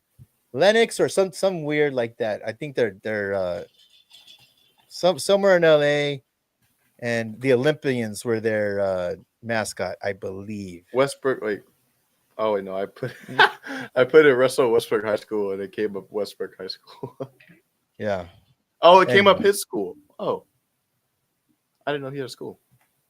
Oh, that's the cool thing to do when you become a. He has the Yeah. number one public charter school. Oh, that's cool. By the way, guys, I got like 20 minutes because I gotta All right. go pick up Gio. All right, let's Okay. get into this then. Let's get into the Madden this. So curse. what? The Madden curse, man, and It's, Eddie, and I by the way, texted. let me address. It's not that I didn't believe in it. It's that I didn't Okay. know it was still going. I didn't know. Where did you think it ended when Mahomes got on the cover? Did he get on the cover? I don't pay attention. I haven't played Madden since probably like 2012. Yeah, he got on the cover with Tom Brady in 2022, and also by himself in 2020. So he's the exception. No wonder. No him shock. and Tom Brady are the two exceptions. Shocker. So Eddie, Yeah, how come you player wanted to bring this 12-9. up? Is it because Saquon's on the cover this year? Is that why? Well, yeah, I couldn't believe it. I saw a commercial, and I was going back with. I saw. I don't know if you saw like the filming, the behind the scenes, but they actually put Saquon in like a jumpy, and they redid the backwards turtle. ass jump, or I don't What know a how. fucking play, by the way. Like an ass hurdle? Yeah, like a the- backwards hurdle is what it was. You Yeah. want to call it It's an ass most jump? definitely the backward turtle. Yeah, it was 100% a backwards hurdle, but ass full jump. Diddy can be an ass jump. Full Okay, Diddy. All right. okay, I like backwards We're gonna hurdle. use ass jump. We're going to use ass jump. Yeah, okay. So I'm watching this and I can't believe it. I just immediately thought, oh, it's over. Like as the first 3 seconds is what I thought about. We talked about this probably around the same time last year. And when I saw CMC, and I told you guys, and you all yelled at me, I don't care how much money they offered me, I would not do it. And all you guys yelled at me. And what happened this year, CMC, I mean, shit, he didn't even make it to the beginning of the season. You know, he's in Germany taking shots in the calves and all kinds of shit with the tendonitis. I can't believe that Saquon would do this. I really can't. Do a Cialis commercial. I'd rather do that than do anything else. But the Madden cover, it is real. So I asked Eddie Money. Eddie, it's an honor, though. It's like Okay. It's literally every kid's dream. If you play you play football, you dream of being on Madden. Okay, it It's might an be honor, Ed. It's an honor. I don't think that goes into play when you're approached with that, because it's an honor. 100% does not go into play. On the Okay, Madden so stuff. You don't even think about it. my dad, born in Puerto Rico, went to go see a bruja for years to get the curse off of him. So I come from a very how would you say Superstitious. that's superstitious. Very superstitious. I am also Stevie Wonder Very- sang it a little better, just Yes. a little bit, but I can see it better. I would wear the same underwear for Sonny's matches. Wow. He wore Sonny's Watch underwear them? for his matches. Only if Only he on a lost. win. Oh no, I've watched him only in a loss. So no, I'm just very So you superstitious. never fucking Sonny's high school career, you fucking never washed your underwear, huh? Well, fucking high school. It was not the sandwiches that smelled. Yeah, high school is very Eddie, different from Eddie college. would be in the rafters by himself in a corner. Yeah. Didn't understand why everyone walked away. Sonny didn't lose. Sonny didn't lose very much in high school. But yeah, man, I said it last time. I don't care. And let's go down the list. And if you're live with us on Instagram, I got to take a poll, man. I got to take a poll. Do you guys believe in the Madden curse? Because Eddie has a list, and we have actual proof that this is a thing, man. Just like Sports Illustrated used to do best team in the country for college, and they always were a little off track. That team always sucked. You know, they always were. They didn't suck. They just didn't win. Well, Ryan Holmes said every guy thinks they can break the curse, so they don't think anything of it. It's amazing to be on the cover. 100%. I agree with him 1,000%. Who said that? Ryan Holmes. Ryan Holmes, 1,000% correcto. It's an honor, brother. It's an honor. Could you imagine? I wonder. Okay, Alabama? Eddie. What if Malbon asked you to be on the cover or something, but you would pick a golf for the next year? Listen, that's a bad one because Eddie. I'm trying to put it in perspective. You'd be even worse at golf. You can put it in perspective if Eddie was an elite golfer, right? Seriously, think about it, Eddie. If we went out and shot always in the 90s, yes, or in the 80s, right? If you always shot in the 80s, and they told Eddie, you could if Malbon's got a magazine coming out, but you'll never shoot in the 80s again if you're on the cover. Ever again. Man. You might never break 100 ever again. No, yeah. Now you're putting in the perspective. I'm always playing for money. And you're always playing for money. And you're never going to shoot in the hundreds, in the 90s. You're never going to break 100 again, but you're going to be on the Malbon cover. I only get one cover. I can't be like one a year. No, it's one fucking cover. Saquon got one cover. There's only one cover a year, and you're on it. Listen, Mahomes or Brady? What the fuck? Listen, Rafa, I get another one. Rafa, in my head already, I'm already other than Jason Day and Charlie Hull and Ming Yang Kim, I'm top 5 Malbon rep in the country. Everywhere I go, are, but they don't know But then now the whole world would know it. What? But yeah, the whole world would know it, and the whole world would know it, and you would probably get free Malbon, Russia. Okay, but you'd never play golf. But you would never be elite as you were. Man, if you were elite, you got to keep that in consideration. If you were elite, even be an everyday golfer and shoot in the 80s, you'd be elite. See, you're contemplating it, and you're not even there yet. I'm starting to sweat. You see? So think about it. So imagine this is a professional athlete who gets this honor of being on the Madden cover is insane. That is pretty freaking cool, man. I get it. But, okay, that's the terms we had to put it in. Okay, like damn. That is pretty cool. Okay, but let's go over the list and why we could say this might be a real thing. All right, so last year we had Christian McCaffrey be on the cover. He had injuries that limited him just to 4 games in that year. 4 games. Is there any way we could bring on? Is Ryan here? Is there any way we could? He's just chilling in Instagram chat. I wonder if we could. I wonder if you could send him and bring him on because Rafa has to leave anyways. Matthew says Brady had 2 covers, lost to the Eagles and the Bucks. Yes, but he played. Okay. Yeah. Okay. There's different. There's different versions of. There's different versions of the curve. So this one's Josh Allen, 2024.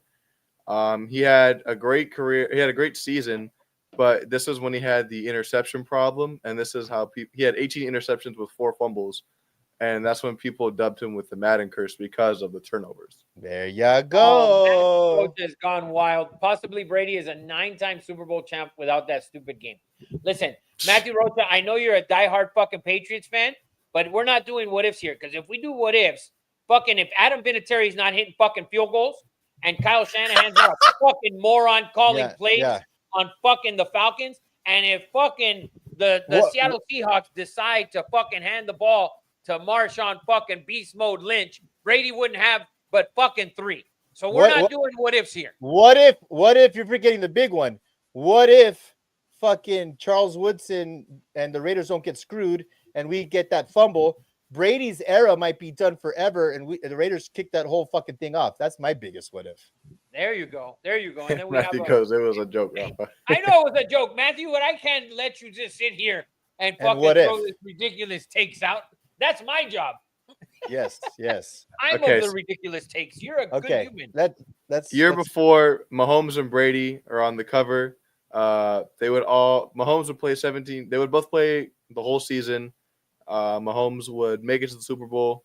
Oh, he came up short of making the Super Bowl. He lost in the AFC Championship to the Bengals. that's right. Brady also played the whole season, but just came up short. Lamar Jackson, 2021, he would only miss one game, and that's when he had the knee injury towards the end of the season. Yeah, and didn't play. Kind of played through. Yep. Mahomes, 2020, is when he dislocated his kneecap that season. Bang, bang. He only missed 2 games, but they did win the Super Bowl. So, Antonio Brown, 2019, he suffered a knee injury. Oh, In the ruined second it to last forever. game of the 28th season. He then missed that time with the team, blah, blah, blah. That we might know be the what best version of that curse. Yeah.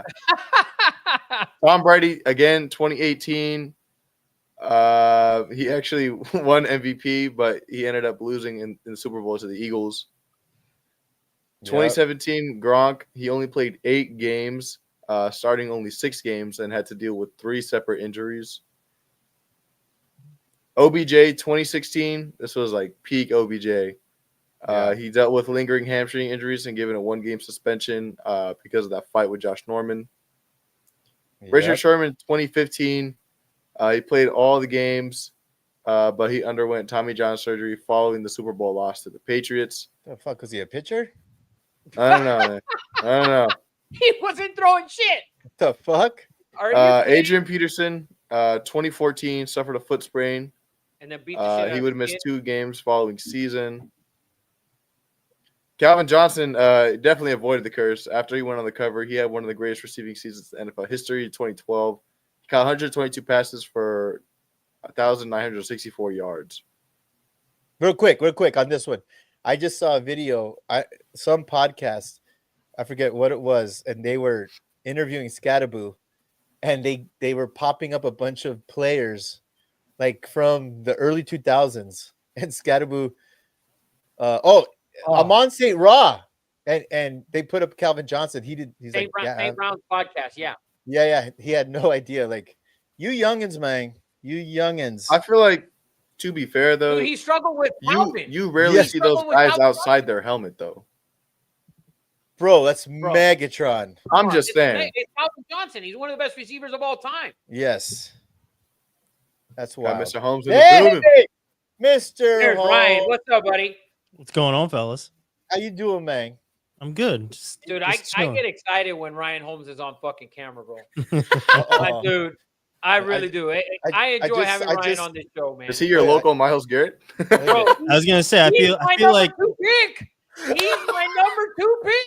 Oh man, that's look at I just saw fucking Rafa's fucking desk raise. My desk just went like this. Yeah. You just heard a thump. And he doesn't have the automatic one that I do. I don't know what's going on over there. I don't know what's going on over there. Well, So, Ryan, Ryan's on, so I gotta go. all right, man. Good to see you again, Ryan. I'll tune in on the phone. have a good So- night, Rafa. So, All right, so fellas, have a good Ryan, one. It's Did you my just- Matthew wrote this at 4 nobodies. for nobody. Later, fellas. Dude, at this point. So Ryan, did you just finish your podcast? No, we recorded last night, so Oh, the man. this week's Okay. episode is out. So yeah, every morning at like 5 a.m. Eastern, every Wednesday at 5 a.m. Eastern, our show comes out. Quad Pod comes out. Quad Pod, man. Check it out. I know you had a shit ton to talk about. I got it. Matthew Roger corrected. He said, wait, actually 1 somebody and 3 nobodies. Yes. Don't Ryan always raises the level of intelligence and obviously Rafa's sexual drive. Always bringing the level of the show up. So Ryan messaged me this morning. You guys talking about the Madden curse? I said 100%. And Ryan, you could give your take on this, but I was yelling at CMC for doing it last year. I mean, literally, I said, why would you do it? First of all, you were injury prone. You hadn't had one full season, or maybe one right before that. Or actually, yeah, because he played so amazing. But he was, very injury prone. I felt like if anyone shouldn't do it, CMC shouldn't do it. Turned out, obviously injury, just a horrific year for him. So I don't know. Why does Saquon need this? Because, I mean, think about it, right? Like, as a kid, you grow up wanting to, like, basically create yourself in a video game. And not for nothing, I actually was in a video game. So like that was like the coolest thing. I was in NCAA. What was that? Like 2006, I think is what it was, when they put like Division III teams in. They put us in, and like they didn't like it's not like my name was on my jersey or anything else, but they copied the roster one for one, right? Like number 26 was my height and my weight and played the same position. And some attributes. Yeah. So like it was basically the same person. So essentially, like I can say I was in a Madden game. And that was super cool, right? But like to be on the cover is completely different, right? Like especially like Madden, right? Like it is the game growing up, right? Like we, think about it, like during football camp, we waited for that game to come out, and then in between our double sessions, we're going to whoever's house is closest and firing up the game in multiple rooms.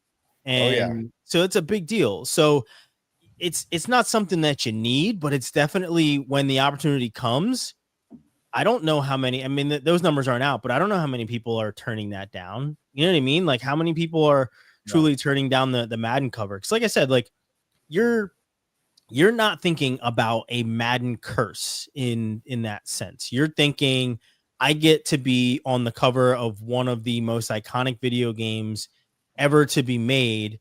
Like, who gives a shit about the curse? You know what I mean? If I go out and play my best, then the curse is broken. The curse doesn't apply to me. There's way less outliers than there is guys that weren't affected by the curse. But it's still dope, man. Like you give me a chance to be on a cover of a video game, I'm doing it. Like I'm definitely doing it. CMC is probably the most extreme case. I haven't seen anybody like that in a long time that was on the cover and then just like missed an entire season. But like there has been so many running backs that were on the cover and then just absolutely fell off. Like what was the dude's name? What was it? Peyton Hillis or whatever? Yeah, Peyton Hillis. Yeah, that's right. Peyton Hillis was on the cover, and then the next year it was like, shit, like downhill. But I think it's the same that can be said that Rafa was talking about with Jaden Daniel. That next year, everybody's keying on you. You had a really good year. So is it a Madden curse, or is it just more film from these other teams? So like, because if these teams have film on you, they're gonna be able to key on you. They're gonna be able to stop you, and you become the number one part of stopping the offense. So yeah, it's just different, right? Like it is just different. And I don't think that there's really an NCAA curse, even though Denard Robinson would probably be the guy that would be by that one. That was crazy. But we're also talking about a guy, Ryan, that when he was gonna break I forget which record, his own was it a Eric Dickerson's record, the rushing record. Yeah. And he said, "No, I'm good. Don't put me in." Isn't that a guy that is looking for attention? And I'm not saying being on the Madden is getting attention. Obviously, he deserves all the attention and all the accolades and all the praise. I just, to me, like I said, I'm a universe guy. Like I think I have the power. Like back when SC was playing Notre Dame, I was the mush. Like my daughter said, "Dad, get into the bathroom because we're gonna lose this game." And I would go to the bathroom. So you're dealing with a very superstitious person. it's just I hope it. Obviously, I hope it doesn't happen. I couldn't believe CMC did it, and let's not pretend that Saquon hasn't had his injury issues as well. Yeah, but he also had injury issues in New York. Yeah, where he didn't have people that were blocking for him, right? Like they put all that money into Daniel Jones, not into Saquon and an offensive line that can block for him. So that's when he has his injury issues. And I mean, I'm superstitious as well. Like I do the same thing. I have OCD, so people, you don't know it. It used to be way worse, but like, I'm pretty superstitious myself.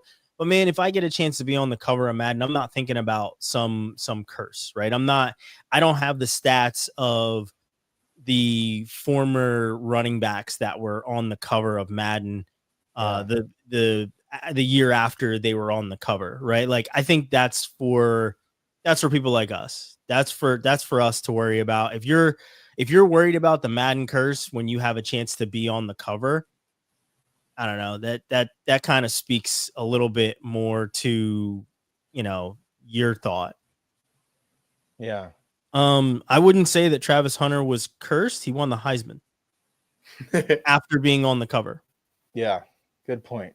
Yeah.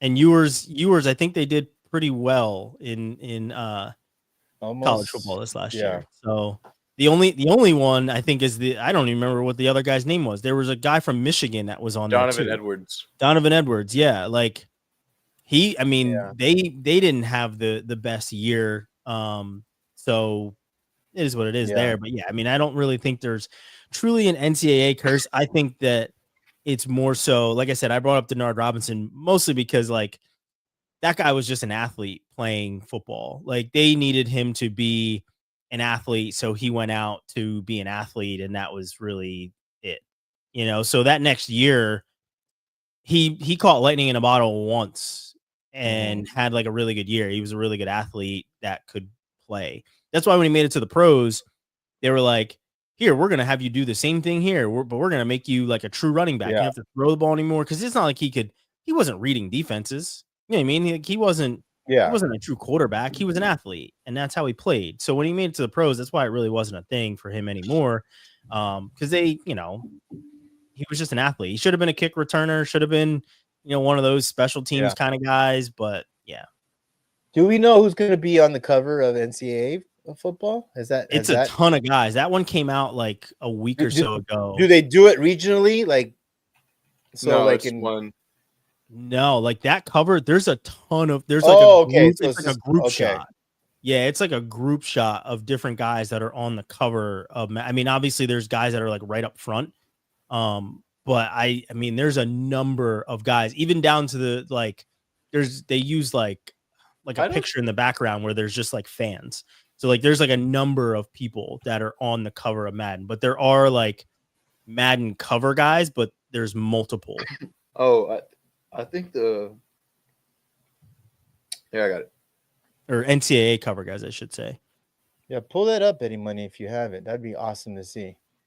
I'm so excited. I mean, that was always my favorite game. I'm glad they brought it back. I mean, so the main two are Jeremiah Smith and Ryan Williams. They also have a separate. Is that Reggie Bush? Is that Reggie?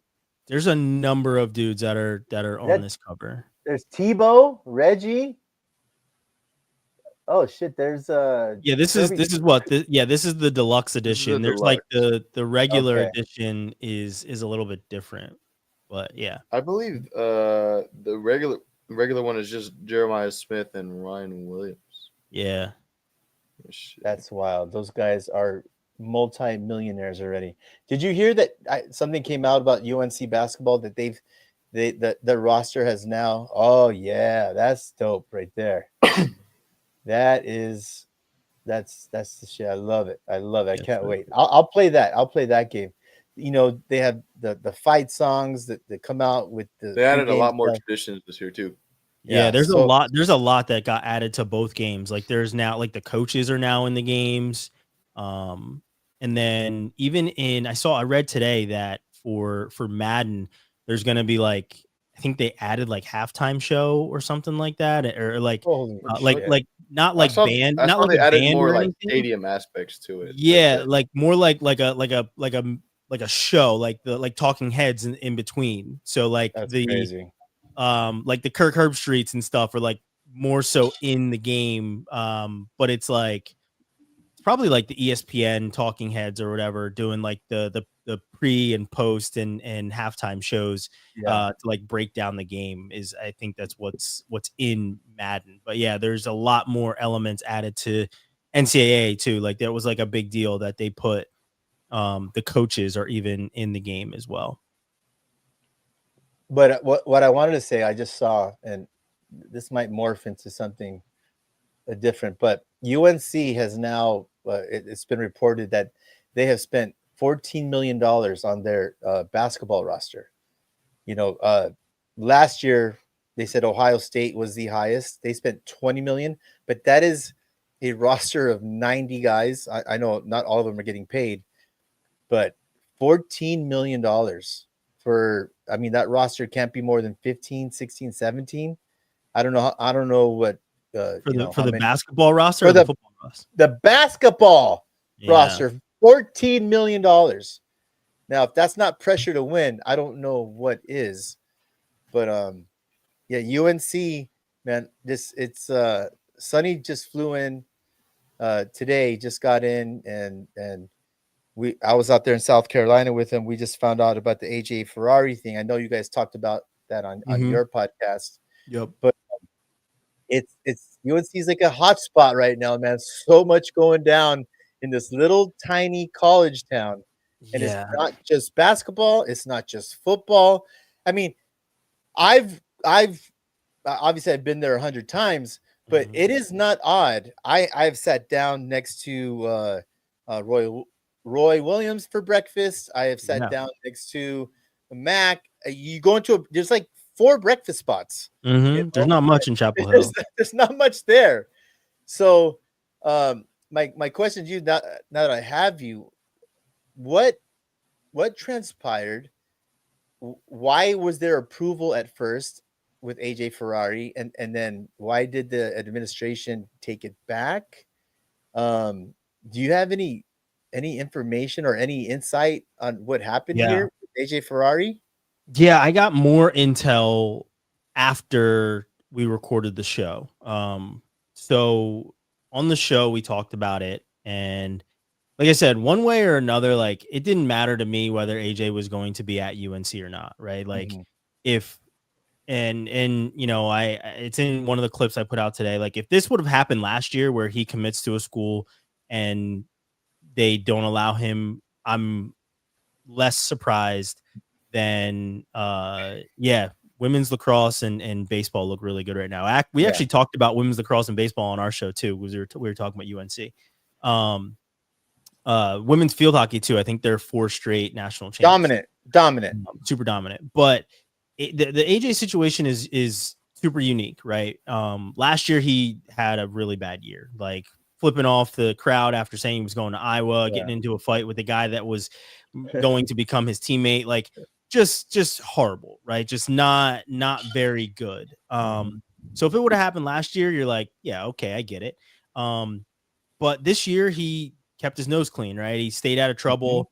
He wrestled very well. You know, he had a very good year, not just on the mat, but off the mat as well. And, you know, he was great. He was pretty great in interviews. I mean, he's an animated character, but you know, it was just very different for him this year. So when he starts to say that he's going in the transfer portal, I know for a fact that multiple schools had conversations with their teams.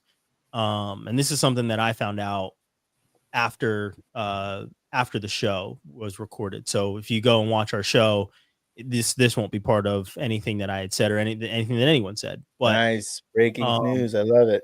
But like the entire thing from what I got was that originally was that grades were involved, that his grades weren't good enough to get in, on top of the fact that there was a letter written by, you know, that girl with the Daily, she wrote like an op-ed for the Daily Tar Heel saying that it wouldn't be good for AJ to be a part of the wrestling team. They were building a legacy, this, that, and whatever.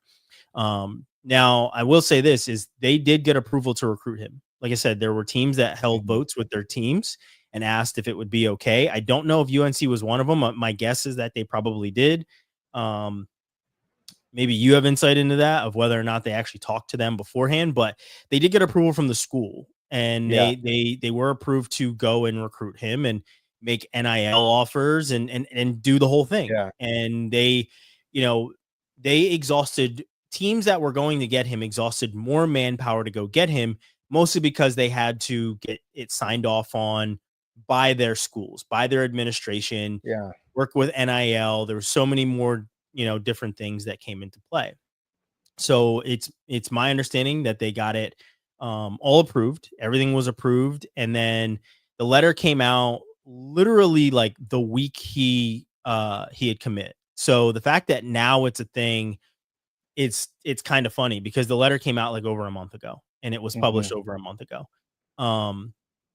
So when the letter comes out, I'm told, and on the show, I'm like, it's hard for me to believe that a letter comes out and it gets to the administration. And now the administration, because of one letter, doesn't want to admit him, right? Like this girl doesn't have any pull. She dated she dated Keyshawn Clark, like whatever, right? Like she has no pull. It's not like this was Belichick's girlfriend that wrote this letter. If it was Belichick's girlfriend, I'm like, all right, yeah, I get it. Jordan Hudson's pulling some strings on that campus, but this girl's not pulling any strings. She's got no financial backing behind her. From what my understanding was, she was just a girl that was like, this team is on the way up. They don't want to have a guy like AJ who has a past like this and it could be susceptible to whatever level of screw up. That's just not good, right? So I guess that letter, when it was published, started to circulate with other alumni, and other alumni, some of the more liberal alumni with the liberal ones with their money, started to kind of push back. And that's where it kind of, I think, gets off the tracks, is because the money started to become a factor because of that one letter. So even though like the letter was written and everybody's like, it was the letter, it was the letter, it was the letter, it was the donors. It was the donors saying this, that, and whatever, right? It was the donors that were like, I don't know if I want to, put money up, whatever else. So, but I mean, if you ask me, if you're going to approve AJ, you're saying that you're taking him, you're taking the situation as is, right? Like this is how it is. You're taking him knowing that he has this past and everything else, whether or not there is backlash or not. So when the backlash started to happen, they backpedaled and they said, we're going to deny him. And like I said, I had heard that that his grades were an issue. Whether or not his grades were an issue or not, I don't really know. Like I can't truly confirm that, but that's what I was told, that it was part of it, right? And we also got word that he may have had to retake the SAT. So like his SAT score wasn't high enough. Because it's very different to get into Oklahoma State and Cal Bakersfield than it is to get into UNC. Despite the past academic issues that have gone down at UNC, the academic standard is still, I believe, higher than those other two schools. So that to me was like, he may have been, the dean's list at one school is not the dean's list at another one. And not for nothing, but you also have to remember what his grades were at Oklahoma State. He may have had one really good year at Cal Bakersfield where he was on the dean's list, but what were his grades beforehand, right? What were his grades at any other point that might not transfer and might not be good for his GPA or whatever else? And you also have to take into account it's the wrestling team. It's not the football team. It's not the basketball team, right? You just said there's 14 million invested in the basketball team. And then if you look at football, Mac Brown is coming out and saying that they invested a good amount of money and they also lower the academic standard for the football team. So very different, right? These things aren't happening for wrestling, so take those things into account. But I also will say, like, he had a year of being in good faith and being in good standing and behaving himself. So with that, I feel like maybe he could get a second chance. I'm not going to say should, because he does have that past. And, one thing I said on the show is his list of being out of hand is longer than the list of him being under control. And to be completely honest, it goes back to before he was even in college. In high school, he wasn't, the best of the best. He went to multiple schools, was, kicked out of Blair for fighting, went to Bergen Catholic and had to leave there. I mean, he was only there for like a week, and there's already video of him flipping off fans while on the bench at Bergen Catholic. And then, he gets out of there and ends up, back at Texas, but not without making calls to Lake Highland Prep and some of the other prep schools to try and get in there so he didn't have to go back to Texas. And then when he came back, he was also, I believe, like suspended from school for flipping out on a teacher and stuff like that too. So not the most exemplary human, right? So like if you give people the ammo to say bad things about you, they're going to use that. You're going to have a negative reputation, right? Like your reputation precedes you completely. If I did bad shit and people were able to say bad things about me, I can't then say, yeah, but I'm changed and I've only been changed for a year. Like you got to keep proving it, right? Like it's just like we talk about sports all the time. You can't just be a one-trick pony. You got one good year, continue to be good, and that's when it makes you a Hall of Famer. So I think he'll have another chance. I don't know. I don't think that the door is completely shut on UNC. I think it can still be a little bit open. That's kind of yet to be determined, but it's just very different, right? It is very, very different. Of like whether or not AJ is going to get a second chance or maybe a third chance, I guess is what you would say, because the second chance is at Cal Bakersfield, but just very different than any other situation. So, I asked Sonny and he's like, I don't know much about why it happened, Dad, but I'm like, is it good or bad? He's like, I think people were excited. And my question to you is this something that wrestling needs? We've seen the bad guys before. J.O., what he was sort of a bad guy, Jordan Oliver, and we've seen what's his name from Iowa, or even DeSanto. We've seen it's almost. Does wrestling need that heel? Even Starachi got into verbal shit with Jordan Burroughs, like that was wild.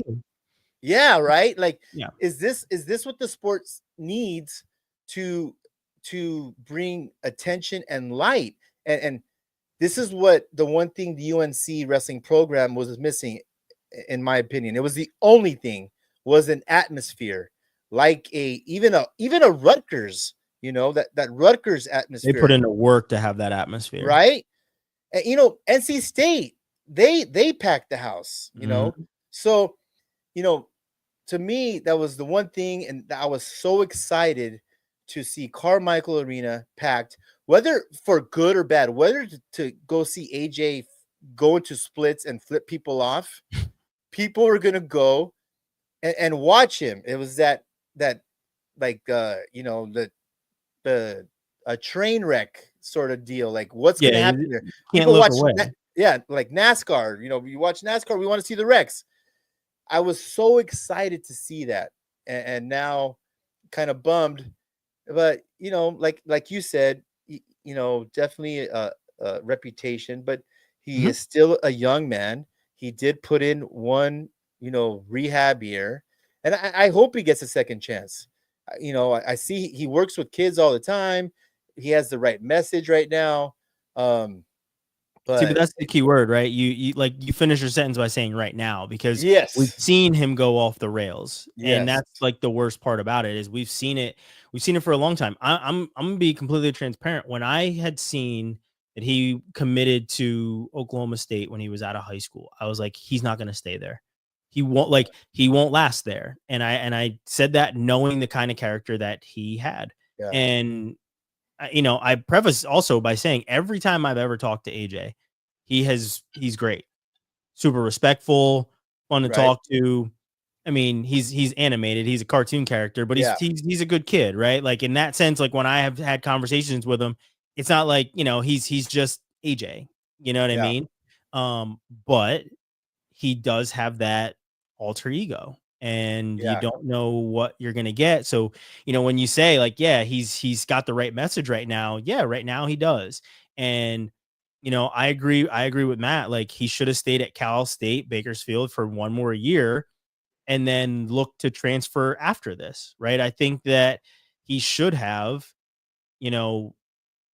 put in one more year in a lower level, safer environment. Chapel Hill might not be the wrestling powerhouse like an Iowa or an Oklahoma State or anything, but it still has the eye of everyone on it, right? Like, you had AOC in the lineup that won multiple NCAA titles. There was a spotlight that was on UNC, right? So like there is this it is a little bit different. So I feel like he should have stayed and been in that room for another year to prove I can, like, this wasn't a 1 year thing. I wasn't just trying to behave for 1 year so I can go somewhere else, because that's ultimately what it looks like. If he stays there and he's like, no, I'm going to be here. And then maybe after that, he looks to go somewhere else, then great. But I think he rushed it because he felt, look, I behaved. Now give me a chance. So I don't think that he ultimately, thought that through. But I can say this, being denied from UNC, he's already made some calls and he has a number in mind, right? Like, if you're not meeting that number, like, he's called Nebraska, he called Rutgers, and there's been some offers made, but like, he's turning them down because the number isn't right. And it's like, man, I don't really think you have like a leg to stand on right now. Because you can't just be asking for whatever, right? Like, I don't know what the offer is. I would assume it's probably in that 1 million. But like, but how much is a character? How much of this is him playing a character? We saw when he was calling out Gable, and then we see him kind of like, mess around with Gable, like I'm playing a character, right? Like I'm trying. Like, how much is he always playing a character here? How much is this knowing that this is what the people expect of him? They want him to be outrageous. They want him, I don't know. You know him better than I do. How much is character, and how much is this is just him not being able to control his personality? It's probably 50-50, honestly. Like I said, he's a respectful person when I have spoken to him. I can't say he's a good kid based off of his reputation, right? Like, I can't say that. I can say, like I said before, like, he's behaved and he's been respectful every time we talk. But I also feel like he does play it up sometimes. And he knows that all eyes are on him, and he kind of thrives on that. He wants that spotlight. He wants people to be watching him. And that's apparent, right? Like, he turned that split and double birds thing into his celebration, right? Like, that's what true marketing does, right? Like, you flip a negative situation into a positive one, which, I mean, that's genius. That's what you want. And wrestling, we do have some heels, right? Carter Sirachi was playing a good heel. Gable played a good heel for a little bit. Iowa, he's going back to, was that Penn or Oklahoma State? He's going back to Penn State. Gilman was a great heel. Yeah, but that's also his personality. Gilman's a really nice dude too, but he is intense. Gilman's really, really intense. Where he's not playing a part. That's him through and through, like, all the time. He's a nice guy, like, outside of competition, he's super nice. But like, he also does have I'm not biting my tongue for anyone kind of a thing. Oh yeah, I And know. I know a story specifically at Oklahoma State was a heat where he's like telling, he's like what? Like, yeah, he's not holding his tongue.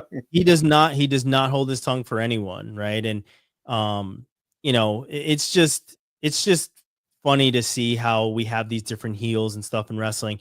Ferrari would be a heel, however, he's a heel for the wrong reasons. He's a heel because of the charges. He's a heel because of how he has just not behaved. It's very different with being a heel and just like trash talking than being a heel and getting arrested, right? And that's not the kind of heel that I think wrestling really wants or needs. So yeah, I mean, Gable being a heel, he also had an ulterior motive because WWE was already talking to him. It didn't work out for Gable because that's just not his personality. And I have, you know, I've got some insight into what happened with Gable and WWE that shall remain behind closed doors, to be completely honest. But like it just didn't work. I don't know if Matt, I don't know if it'll work for AJ in the WWE because it's tough for him. Like he's not acting, but like it's not watchable. You know what I mean? Like it's just not there. Like it just seems there's just a disconnect, right? And you think of the people that are in the WWE right now. I mean, Tamira Mensah, she's like Tay May something or something May something. She just made her NXT debut the other day, right? So like, you know, she's a gold medalist that took a long time and was under the wing of the Undertaker to become who she is. So it takes a long time, and I think they fast tracked Gable because they were trying to, you know, capitalize on the Olympic gold. Yeah, they really were, and they tried the same type of thing with him that they had with Kurt Angle, where it was wear your gold medal and let's put you in a singlet and all this and that. And it's just like Kurt Angle's a different character, man. He's a different personality. You know, and Gable just different personality. They put him through the classes and stuff. And I interviewed Gable at Final X the year he didn't go. The year he didn't go to Worlds when he won, and his interview very robotic, very rehearsed. The minute those cameras turn off, it's me and Gable talking like we've always talked. I've known the kid since he was like 14. And now, you know, I've obviously seen him since then and have talked to him outside of it, and nothing like any of the rehearsed stuff that he was going through, mostly because he was supposed to portray himself that way. It's just not the same anymore. He's like normal Gable again. He's not as robotic. He's not trying to make eye contact with every camera. He's not trying to smile into the camera and everything else. He's just being Gable. And I feel like if you allow people to just be who they are and, you know, learn how to turn up a dial in certain aspects, they'll be fine. But there's a lot of showmanship in WWE. And I don't know if AJ has that showmanship that he can have a smooth transition. There are a number of people that can. I don't know if he can, because like it is not, it's just part of his personality, and his personality is to be, and not for nothing, AJ's not an athlete. He's not.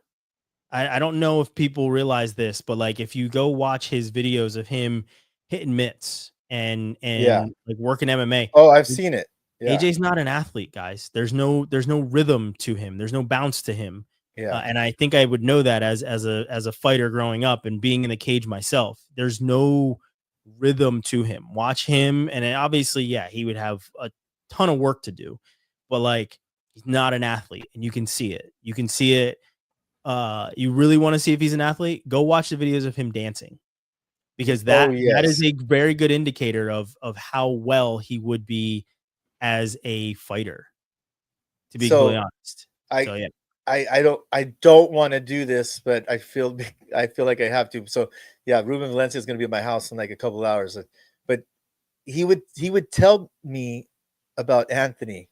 And if you guys don't know, Anthony Valencia, probably one of the most insane wrestlers, crazy moves, boot scoot, flying squirrel, some of the craziest shit you've ever seen on a wrestling mat, and pulling it off against, you know, world team members and shit. And coach It was told me awesome to commentate his matches because you never knew what the hell you were gonna get. and coach and Ruben would tell me he's not a good athlete, Eddie. I'm like, what the hell are you talking about? Mm-hmm. And the dancing, the throwing of a football, this and stuff. I'm like, coach, he's does some of the most athletic shit I've ever seen done. He's like, I'm just telling you, like On a wrestling mat. It's so weird that you say that because it makes a lot of sense. Yeah, like most wrestlers are not athletes. Like Gable is an athlete. That's why Gable was able to survive in NFL camp, right? Like that's why like the moves that Gable hit, if they weren't rehearsed, they would have been so much more fluid. But the whole thing is a show, it's a song and dance. So he had to truly think of what's next. Yeah. But if you watch Gable wrestle, if you watch him just be an athlete, there's no thinking involved in it. It's just him moving fluidly. Gable moved better than Ferrari. Gable moves better than some like 125, 133 pounders. Like he's an athlete. Yeah. Ferrari, not an athlete. He is not an athlete. There's a couple of guys, I won't name them, but there's a couple of guys, very, very I guess award-winning wrestlers that we have that are not athletes. Bo Nickel, he's an athlete. I've seen him be a little bit more of an athlete. He doesn't have the fighter rhythm right now. I think he'll get there. But he's been a wrestler all his life, so striking isn't really a natural thing for him. And you saw that in one of his, not this last fight where he lost, but even the fight before then, it wasn't natural to him. It's still, he's still take you down, pound you out kind of a fighter. To stand is not his forte. So like you can see it with guys that actually have hands and can move.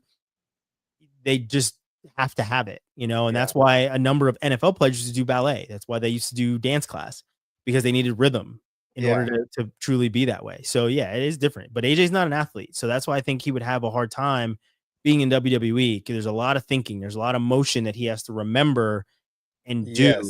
And it's not natural for him to do those things. Even as a wrestler on the mat, he's very blocky. He's not moving smoothly whatsoever. Watch an AJ match, watch a Gable match.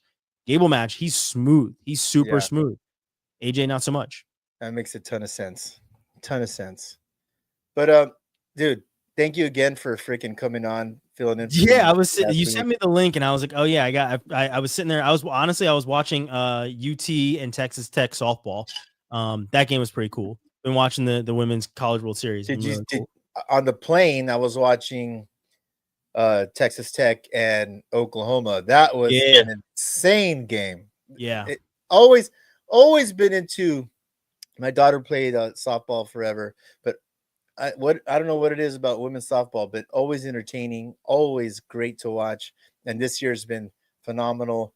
You have, the $1 million pitcher from Texas Tech. She pitched tonight and they lost. Yeah. Wow. She pitched tonight and they lost. Yeah. She was really good, but yeah, there were some calls that you just didn't really agree with, but yeah, it was honestly a good game.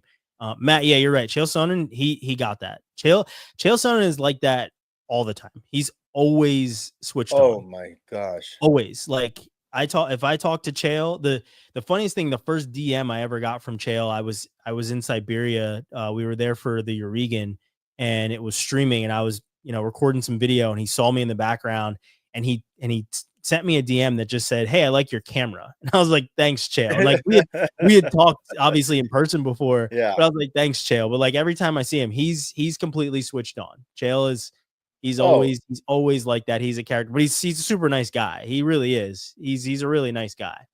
The first time I heard Chael Sonnen even speak, I was a huge fan of the Jim Rome show out here in LA, and he went national.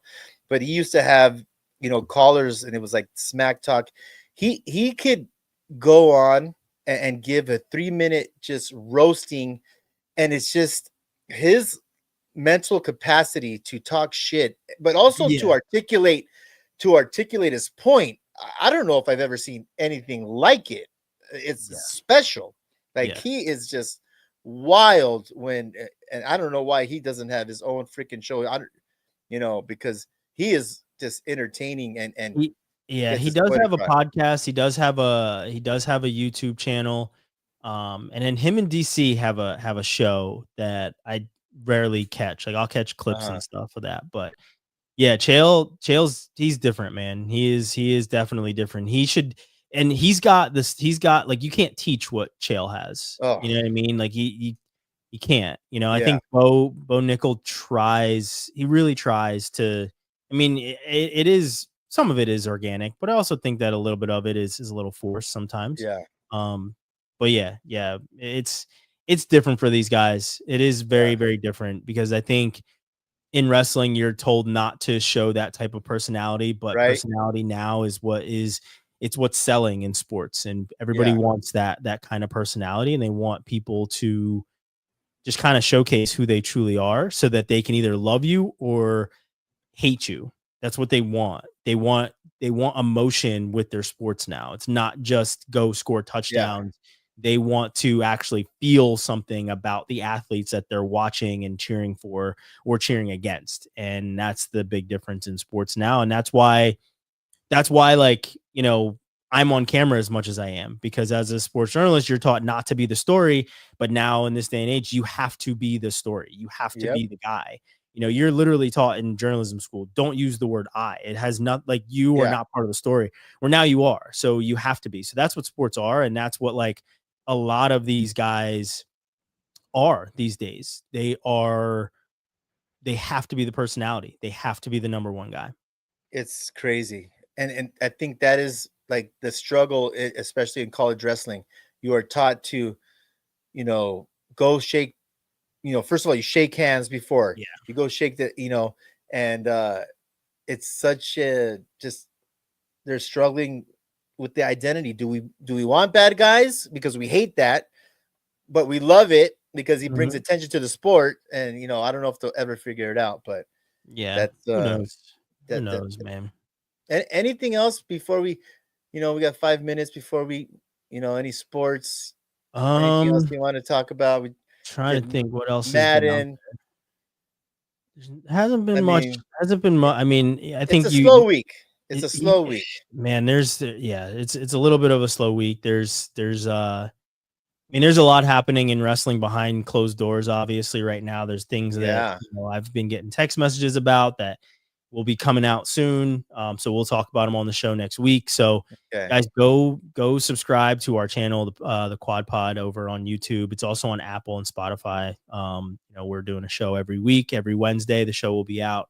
It's been really fun so far. We've got 2 sponsors, one Poseidon Strength, the other is Adidas Wrestling. So we'll be doing some shoe reviews. I got a pair of shoes right here.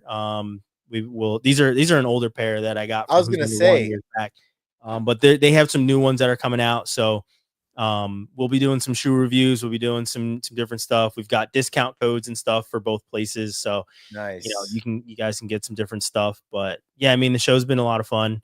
Really appreciate it. Hopefully, you know, anybody that watches this show and likes wrestling, go over and listen to it. We'll have it every single week. But yeah, it's awesome. I mean, if you want other headlines, I got another show called the Athletes Podcast too. So you guys can go and listen to that, and making some changes to that show. And you know, here in the near future, there'll be a third show that is coming that I'll announce. But besides that, just want to say happy birthday to your wife. I sent her a message. I DM'd her today, let her know. I responded to her story, but you know, I don't know if she's listening right now, but yeah, happy birthday to your wife.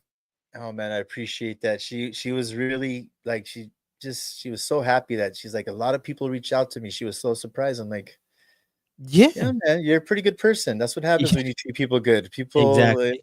So, but other than that, man, thanks again, Ryan, for filling in. You are our go-to, and good to see you. Hope everything's well. Subscribe to the Quad Pod. What's next on the horizon for wrestling? Fargo's way down the line. We'll have Final X. Hold on. She wants to say thank you. I did respond to you. I know. I got it. I appreciate you too. Yeah. She was watching. She was definitely watching. That was good. Yeah, Final X is coming. So Final X will be coming. That's the 14th of June. So they'll have 9 of the 10 matches. Vito asked for like a postponement of his match. So Vito's still not completely healthy. I did get word of when that match will happen, but I cannot put that out just yet. I literally got that tonight. They had, I think USA Wrestling and the guys had a meeting the night of when that will happen and decide when it will happen. So that'll be out soon. If it's not out before next Wednesday, it will be released on our show. But I think that it'll probably be out probably this week, if anything. But yeah, Final X is coming. We'll do a preview show. We'll make some picks and talk about all the different different matchups and stuff like that. And then we'll talk some transfer portal. There's been a couple of guys that have transferred and you know have made their decisions, and guys that we didn't even know were in the transfer portal are still making some decisions, right? So there's still some NCAA qualifiers like TJ Stewart, who still is not from Virginia Tech, still has not made a decision yet. That's for, you know, I think a number of reasons that I also won't discuss, but yeah, there's still some wrestling news that is coming in. I think there's going to be even more that does kind of come out over this next week or so. But the next big thing is Final X. We'll get our world team. And then, you know, a couple short weeks later, we'll finalize that world team when that match happens at 61 between Vito and Jax Forrest. But then, yeah, we also have our U20 and U23 teams, and then our even younger teams, our U17 teams that are going to be wrestling at Worlds and stuff like that too. So, then on top of that, you've got Fargo. So there's a lot more wrestling that's going to be happening, a lot more freestyle, a lot more Greco before we get to the season. But yeah, besides that, there's some big matchups that are going to be announced in the NCAA season. I think it's Nebraska and Oklahoma State are going to be wrestling right before Christmas, December 21st. That has been announced. Nice. So it'll be a Nebraska Oklahoma State match that will be coming this year. I have been hearing that there's a potential of a Oklahoma State Penn State match this year. I do not have a date for it. I do not have it confirmed just yet. But that's what people are talking about. I think they're trying to make it happen. But on top of that, I mean, I think National Duels is going to be really awesome this year. First year for having it. Paycom obviously sponsoring it. A lot of money on the line for these teams, and you know, hopefully teams show up. And I really do hope that it's not just a rumor, that we really do get the Oklahoma State versus Penn State match, because people certainly want to see it. The two very high-powered lineups. And if it doesn't happen this year, I think it'll most likely happen next year. I think at least by year 3, they will have a David Taylor versus Cale Sanderson match. And my thought is that it'll be between ESPN proper and Big Ten Network, depending on where it is, or Big 12 Network. If it happens in Penn State, it'll certainly be on Big Ten Network. Or like I said, ESPN proper will come in and say, this is the match that we want to be on ESPN proper, because we had a couple of those last year. Can't freaking wait, man. Can't wait. Want to say thanks to everyone who joined us. Thanks to Eddie Money, Rafa, especially you for coming on and such late notice. But other than that, man, everyone out there, thanks again. Episode 137, signing out. I got to go to work like a jackass. But thanks a lot, man. And we are out. All right. I think that's